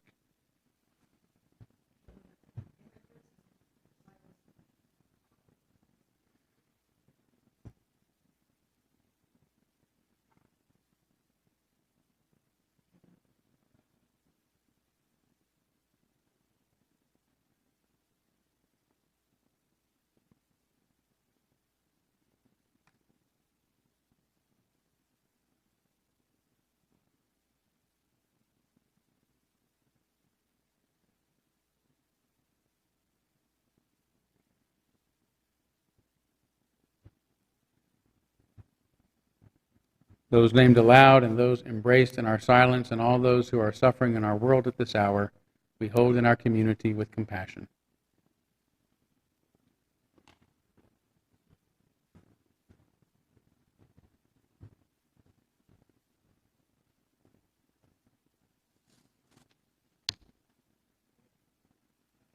As we move into our time of meditation this morning, I invite you to breathe deeply, to find a comfortable posture, and to close your eyes if you'd like. Adapted from Rachel Naomi Remen. Hidden in all stories is the one story. The more we listen, the clearer that story becomes. Our true identity, who we are, why we are here, what sustains us, lives in this story.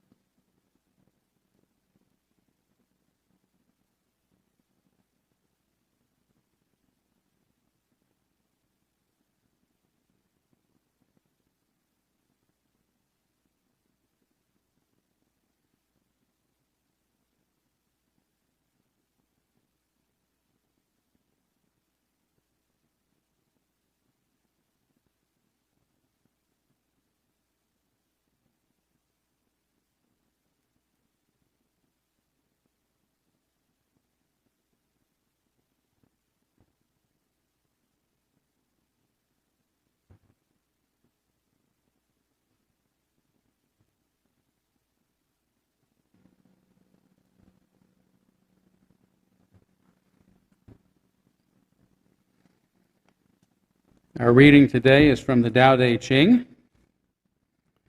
and I'm going to take the liberty of translating the word Tao to the way of everything, which I think is a proper translation. As it acts in the world, the way of everything is like the bending of a bow. The top is bent downward, the bottom is bent up. It adjusts excess and deficiency so that they're in perfect balance. It takes from what is too much and gives to what isn't enough. Those who try to control, who use force to protect their power, go against the direction of the way of everything. They take from those who don't have enough and give to those who have far too much. The master can keep giving because there is no end to her wealth. She acts without expectation, succeeds without taking credit, and doesn't think that she is better than anyone else.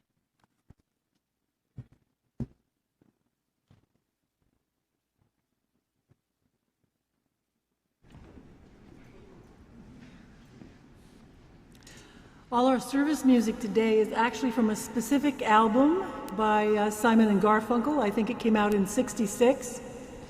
You heard Sound of Silence. We're going to sing the Scarborough Fair Canticle. And if you're like me, you may have missed a lot of the canticle part of that, which was written by Art Garfunkel.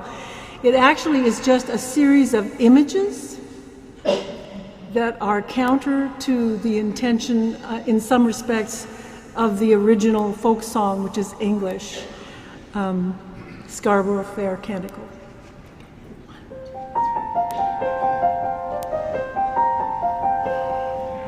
Are you going to Scarborough Fair? Parsley, sage, rosemary, and thyme. Remember me to one who lives there. He once was a true love of mine. Tell him to make me a calvary heel in the deep forest green. Parsley, sage, rosemary, and tracing of sparrow once snow-crested grass. Without no seams nor needle blankets and bedclothes, the child of the mountain, the true love of mine.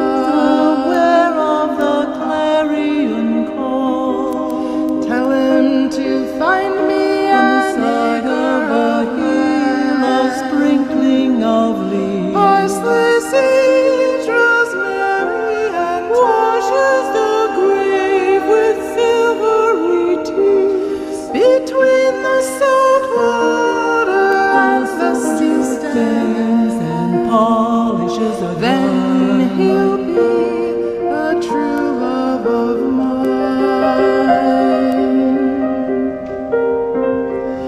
Tell him to reap it with a sickle, bellows blazing in scarlet battalions. Parsley, sage, rosemary, and generals order their soldiers to kill and gather it out and to fight for a cause they've long ago forgotten. He'll be a true love of mine.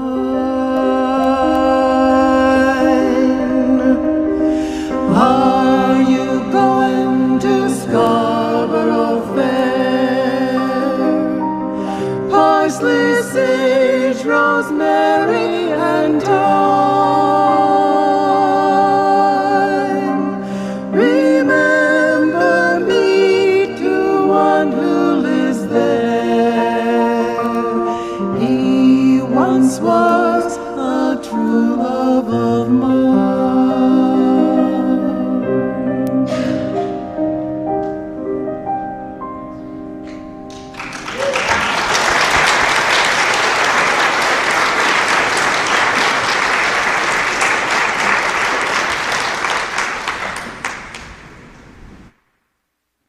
Thank you both so much. It's beautiful.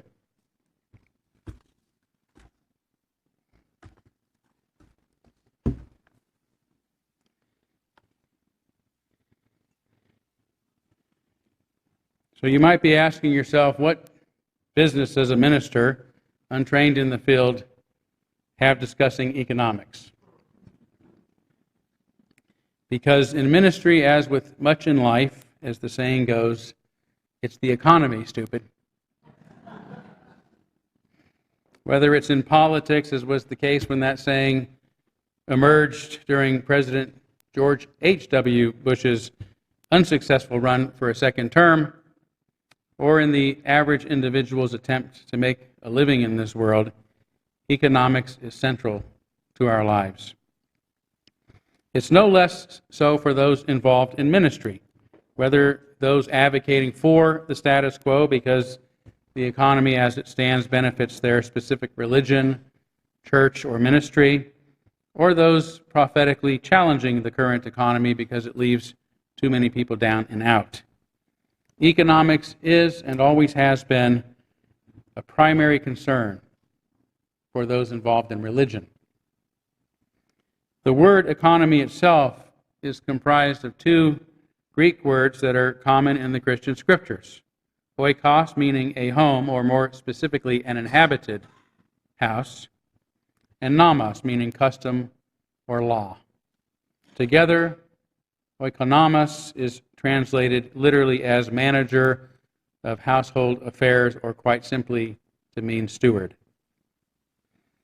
As a verb, oikonomia refers to the stewardship, oversight, and management of household affairs. But the etymology of the prefix here, oikos, cannot simply be translated objectively to mean a house or a home, because it connotes the idea of dwelling in or inhabiting a place. A home is not a building. A home is those who occupy it, which is why in the past families actually referred to themselves as houses, the house of David, for example. Hence, another version of this word, oikios, is translated to mean kindred or belonging to a household. So economics wasn't originally about financial institutions or systems and structures, but about those living within those institutions, systems, and structures. In his book, The Sane Society, Erich Fromm laments the loss of this most important of all attitudes, which he says had determined the life of humanity for centuries: the principle that society and the economy exist for humankind and not humankind for them. Today, since we have a global economy, since we are all part of the same house and live under the same sky, the same roof, we need an economy that includes and works well for everyone. Adam Smith, the father of capitalism himself, said, "No society can surely be flourishing and happy, of which by far the greater part of the numbers are poor and miserable." Yet if we continue the error of considering economics purely as a financial matter and conflate morality with utility on top of that, that is, with the idea that the most good for the most people is good enough, then we can only conclude that the global economy is on the right course. For according to the latest United Nations reports, extreme poverty rates have been cut in half since 1990, and there are now less than 840 million people living in extreme poverty, currently defined as less than $1.90, living on $1.90 a day, representing just over 11% of the global population. By themselves, these numbers look pretty good, especially if they continue moving in the right direction. But the numbers can only produce part of the picture. It remains difficult to grasp exactly what living on less than $2 a day means when the cost of living varies so greatly from one country to the next. Likewise, even at only 11.5% of the entire population, 840 million people living in extreme poverty is far more than any of us should stand for. Those percentages climb when we consider only specific groups of people, including migrants and women and children, those with disabilities, non-whites and other marginalized ethnic, indigenous, and religious groups. And it becomes a majority of poor people living in extreme poverty if we count those living in just sub-Saharan Africa and Southeast Asia.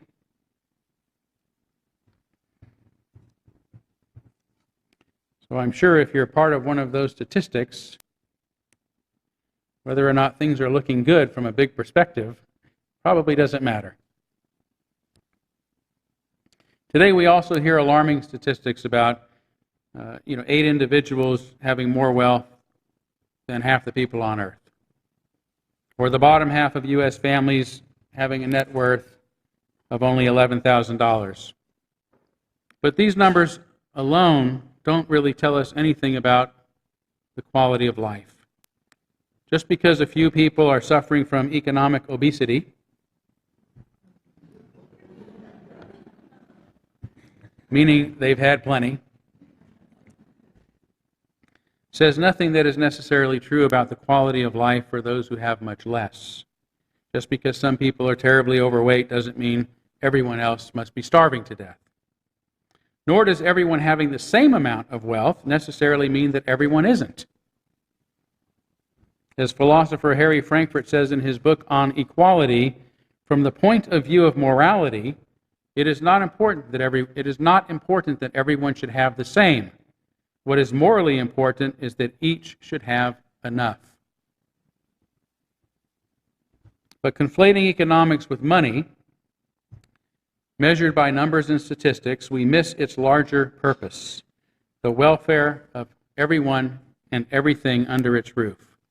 Economics ought not be strictly about the flow of money or its distribution, but about the stewardship and care of all our resources, including natural resources, energy, productivity, and the goal of maximizing human well-being and happiness at its core.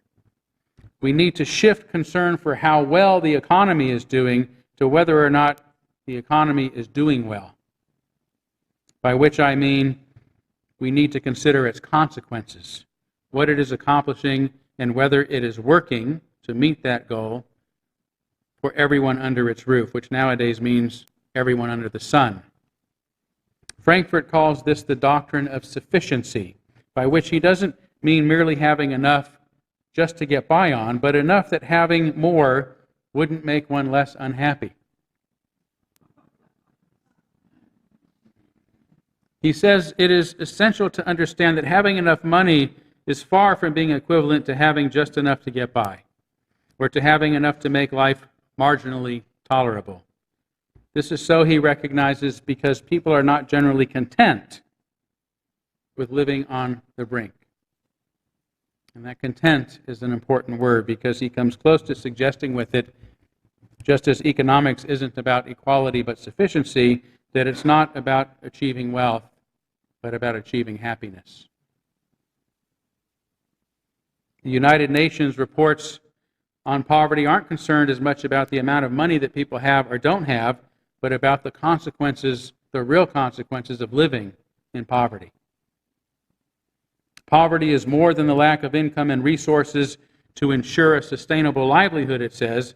Its manifestations include hunger and malnutrition, limited access to education and other basic services, social discrimination and exclusion, as well as a lack of participation in decision-making. Economic growth must be inclusive to provide sustainable jobs and promote equality. Economics should promote equality. Economics in this sense isn't about everyone having a sound livelihood, earning a respectable income, but about having access to healthy food and to quality education and an equal voice in how they are governed, and being able to enjoy all the benefits of society without prejudice, discrimination, or oppression. But how many of us think about economics in this way? That economics is about human health, that economics is about freedom and democracy, that economics is about promoting and protecting pluralism and diversity. And how many of us think, as a society without health care, democracy, and diversity has a failed economy, no matter how much money is flowing through it? This, it turns out, has been the major problem with communism, an economic philosophy that actually began as a labor movement, meant to create solidarity among struggling workers so together they could force businesses and industry to treat them fairly and ultimately make themselves the chief benefactors of their own efforts. Where communists have taken control, however, instead of making human welfare the priority, the leadership inevitably becomes authoritarian and more concerned about retaining power than with its people's freedoms. So long as such governments are convinced they only exist to manage and distribute resources, their economies fail. For no one can truly be content or whole without also being free. Free to speak, to think, to act for themselves, and free to have a say in how and by whom they are governed. But the new economy, the global economy that has rapidly evolved during the past few decades thanks to the technological revolution and mass communications, has led to a worldwide reliance on a market economy and on heavy trade, representing a global form of capitalism that most countries, including Russia and China, participate in. So the question of our day has little to do with communism, but with whether global capitalism exists for the well-being and happiness of all people, and if not, which seems to be the case, can it be fashioned to do so? For many, the very word incites rage and resistance. It seems clear that capitalism exists only for profit, requires neighbor to turn against neighbor in a dog-eat-dog world, the inevitable outcome of which must be that very few have everything at the expense of almost everyone and everything else. Nobel Peace Prize winning economist Muhammad Yunus begins his book, A World of Three Zeros, talking about the failures of capitalism, which have led to the concentration of wealth into the hands of a few and all manner of social and political inequality. Does the invisible hand produce its benefits for everybody in the society, he asks? The answer seems obvious. Somehow the invisible hand must be heavily biased toward the richest. Otherwise, how could today's enormous wealth concentration continue to grow? But Yunus, himself a capitalist, does not believe the problem is with capitalism, but with our negative view of our own humanity, of human nature. Although he admits indifference to other human beings is deeply embedded in the current conceptual framework of economics that encourages greed, exploitation, and oppression, selfishness. Go away, little one. I've got a gnat who is going to, it's thirsty. See if this helps.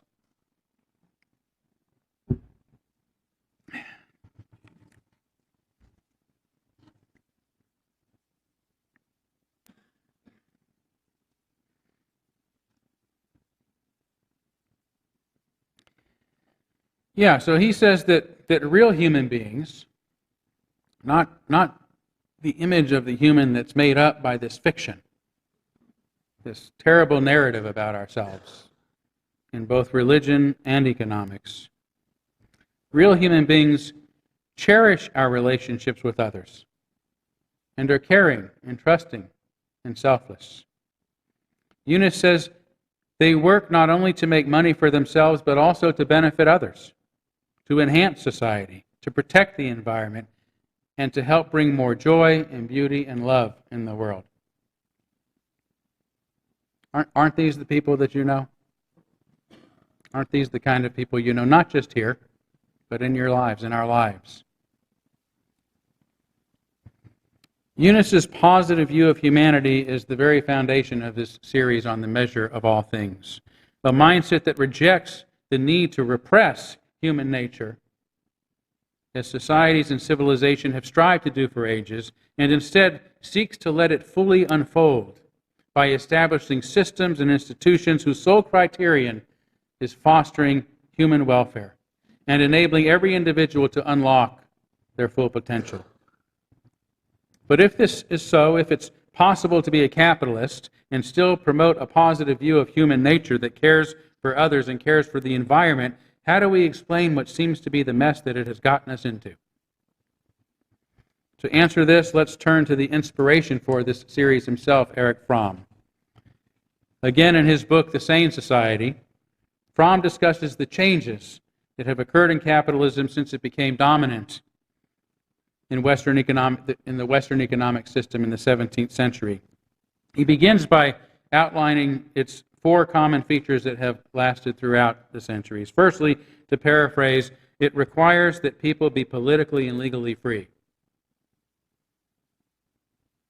Important component of capitalism, that people be politically and legally free. Secondly, that they willingly trade their labor in exchange for capital. Thirdly, that there must be a mechanism for regulating and setting prices on commodities or raw products, keeping them the same for everyone. And fourthly, the principle that each individual seeks to make a profit for oneself. Even so, Fromm points out early on, when society was still influenced by some medieval culture or thinking, it was supposed to be unchristian and unethical for one merchant to try to lure customers from another by force or lower prices or other inducements. He even cites articles, trade articles, business articles written at that time that refer to those who undersell their commodities as shameful and covetous, an attitude that was present in writings from England and Germany and France as well throughout the 18th century. No economic progress was supposed to be healthy if it hurt any group within society, Fromm said. In the 19th century, however, this traditionalistic mindset took an exponential turn towards what he calls the ruthless exploitation of the worker. Pursuing profit at almost any cost was considered morally right, even at the expense of others, especially those one employed. There was hardly any sense of human solidarity between the owner of capital and his worker, Fromm says. It was at the same time that people began to see themselves as passive actors in the realm of economics, meaning that they had no choice but to adhere to the law of the jungle by competing for supremacy over others. In this scramble for success, he says, the social and moral rules of human solidarity broke down. The importance of life was in becoming first in a competitive race. It was also less necessary for owners to trade capital for labor in direct relationship with their workers. They could own shares in a business that they never set foot in and sell products that they had nothing to do with. Some even took pleasure in competing and defeating their opposition. Freud described this compulsion for profit and possession as the anal character. And Fromm called it the hoarding orientation. Hoarders, Fromm says, have surrounded themselves, as it were, by a protective wall. And their main aim is to bring as much as possible into this fortified position and to let as little as possible out of it. But the gravest change to capitalism in the 19th century, one that has continued ever since, is a living human being ceases to be an end in oneself and becomes the means for the economic interest of another person, or oneself, or of an impersonal giant, the economic machine. This is not to say that this attitude did not exist prior to this era, of course. We need only think of slavery to know this. But for the first time, everyone, worker and employer, had become like cogs in a machine, at least one step removed from the product of their own labor. Fromm sums up the danger of this in the words of Adlai Stevenson, who said, "We are not in danger of becoming slaves anymore, but of becoming robots. For under such a system, we lose our sense of creativity and our own purpose and productivity and succumb to an authoritarian society, allowing ourselves to be ruled by what he called the anonymous authority of conformity.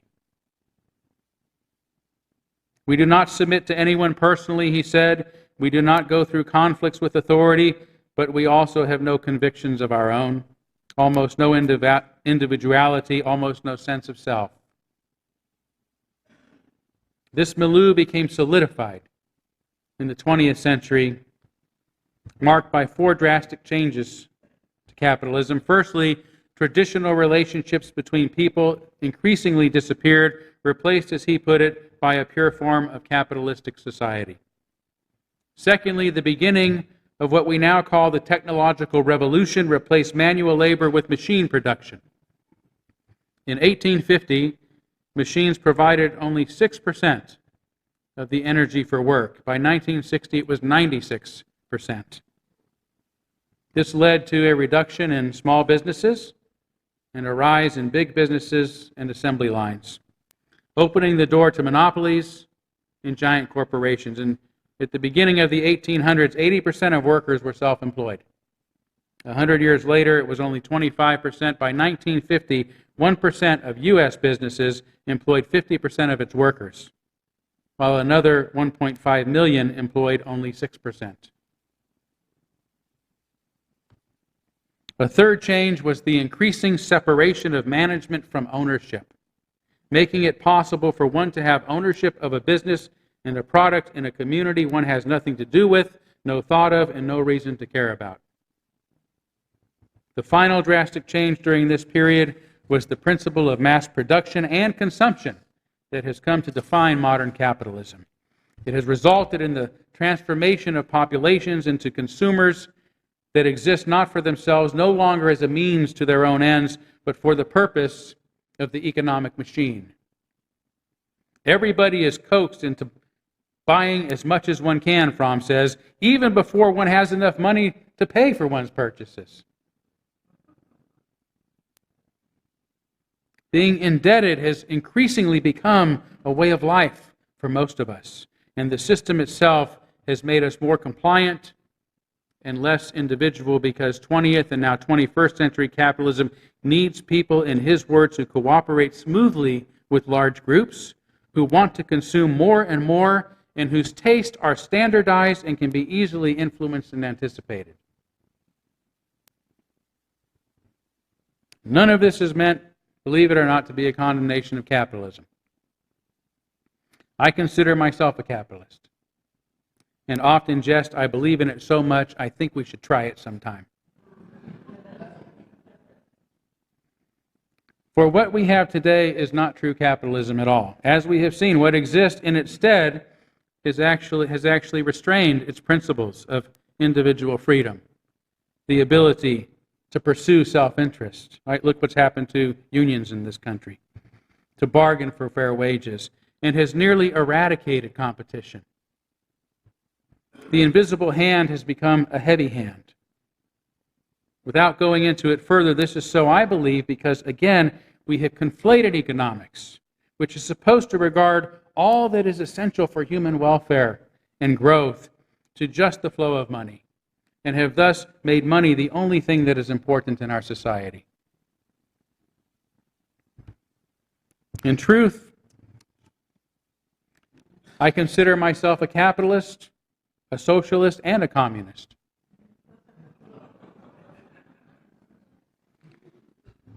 I just want to get along.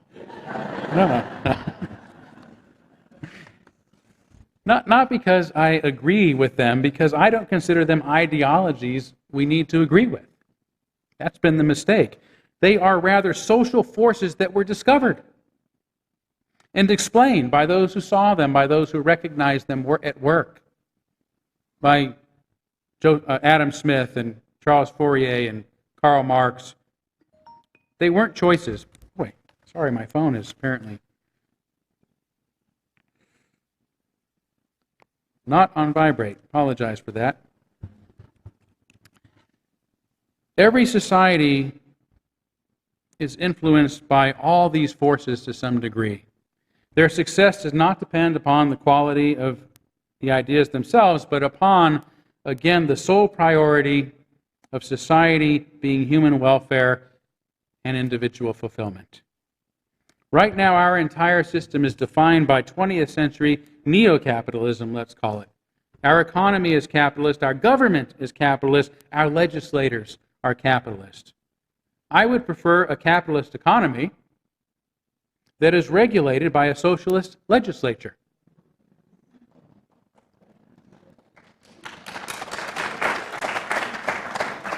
One that looks out for the general welfare, and a truly democratic government that is ruled by the people, and that all people have an equal voice in it and are regarded without prejudice.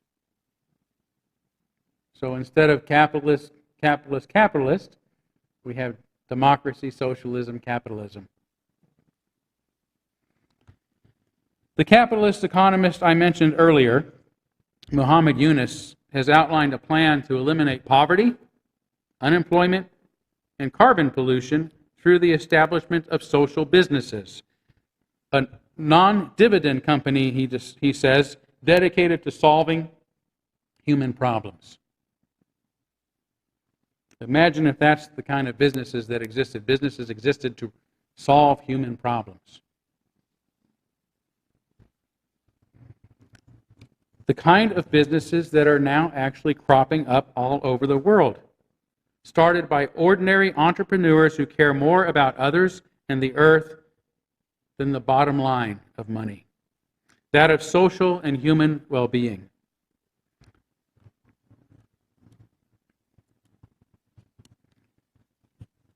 Capitalism is not incompatible with socialism.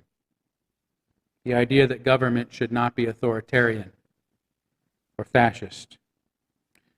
Nor is it incompatible with communism. The idea that resources should be distributed in a way that meets the needs for everyone. Good idea. For in the end, no economy can work that is unsustainable. And no economy can be sustainable or successful that doesn't work for the needs of everyone and everything under the human roof, under the human house, under the sky, under the same sun. Thank you.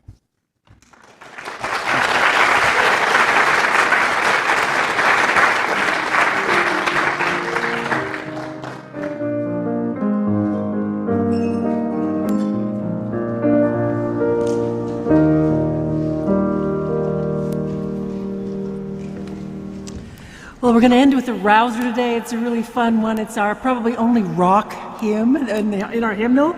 It's called Building a New Way, which I think we really need to do. Number 1017. Please rise as you're willing and able. We are building a new way. We are building a new way. We are building a new way, getting stronger every day. We are building a new way. We are working to be free. We are working to be free. We are working to be free of hate and greed and jealousy. We are working to be free. We can feed our every need. We can feed our every need. We can feed our every need. Start with love, that is the seed. We can feed our every need. Peace and freedom is our cry. Peace and freedom is our cry. Peace and freedom is our cry. Without these, this world will die. Peace and freedom is our cry.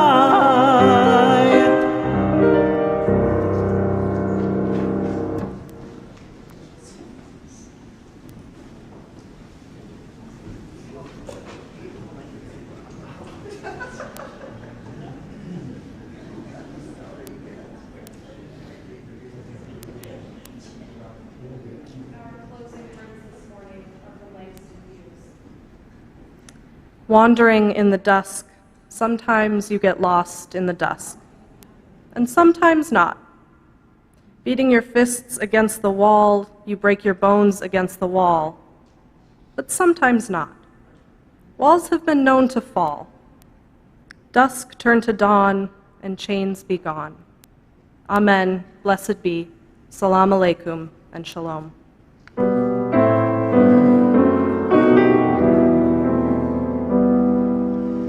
Shalom Haverim, Shalom Haverim, Shalom, Shalom, Shalom Haverim, Shalom Haverim, Shalom, Shalom.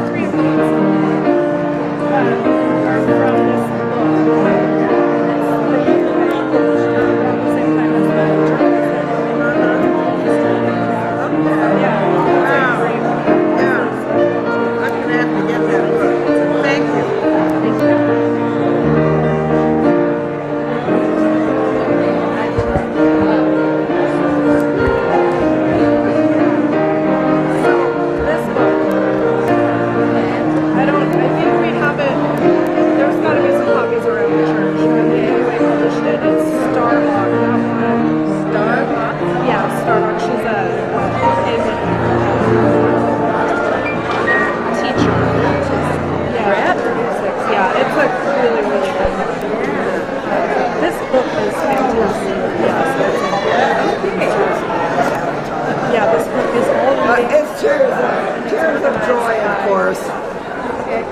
That was a lovely rendition of that song. You know, I was a Sunday Garfunkel.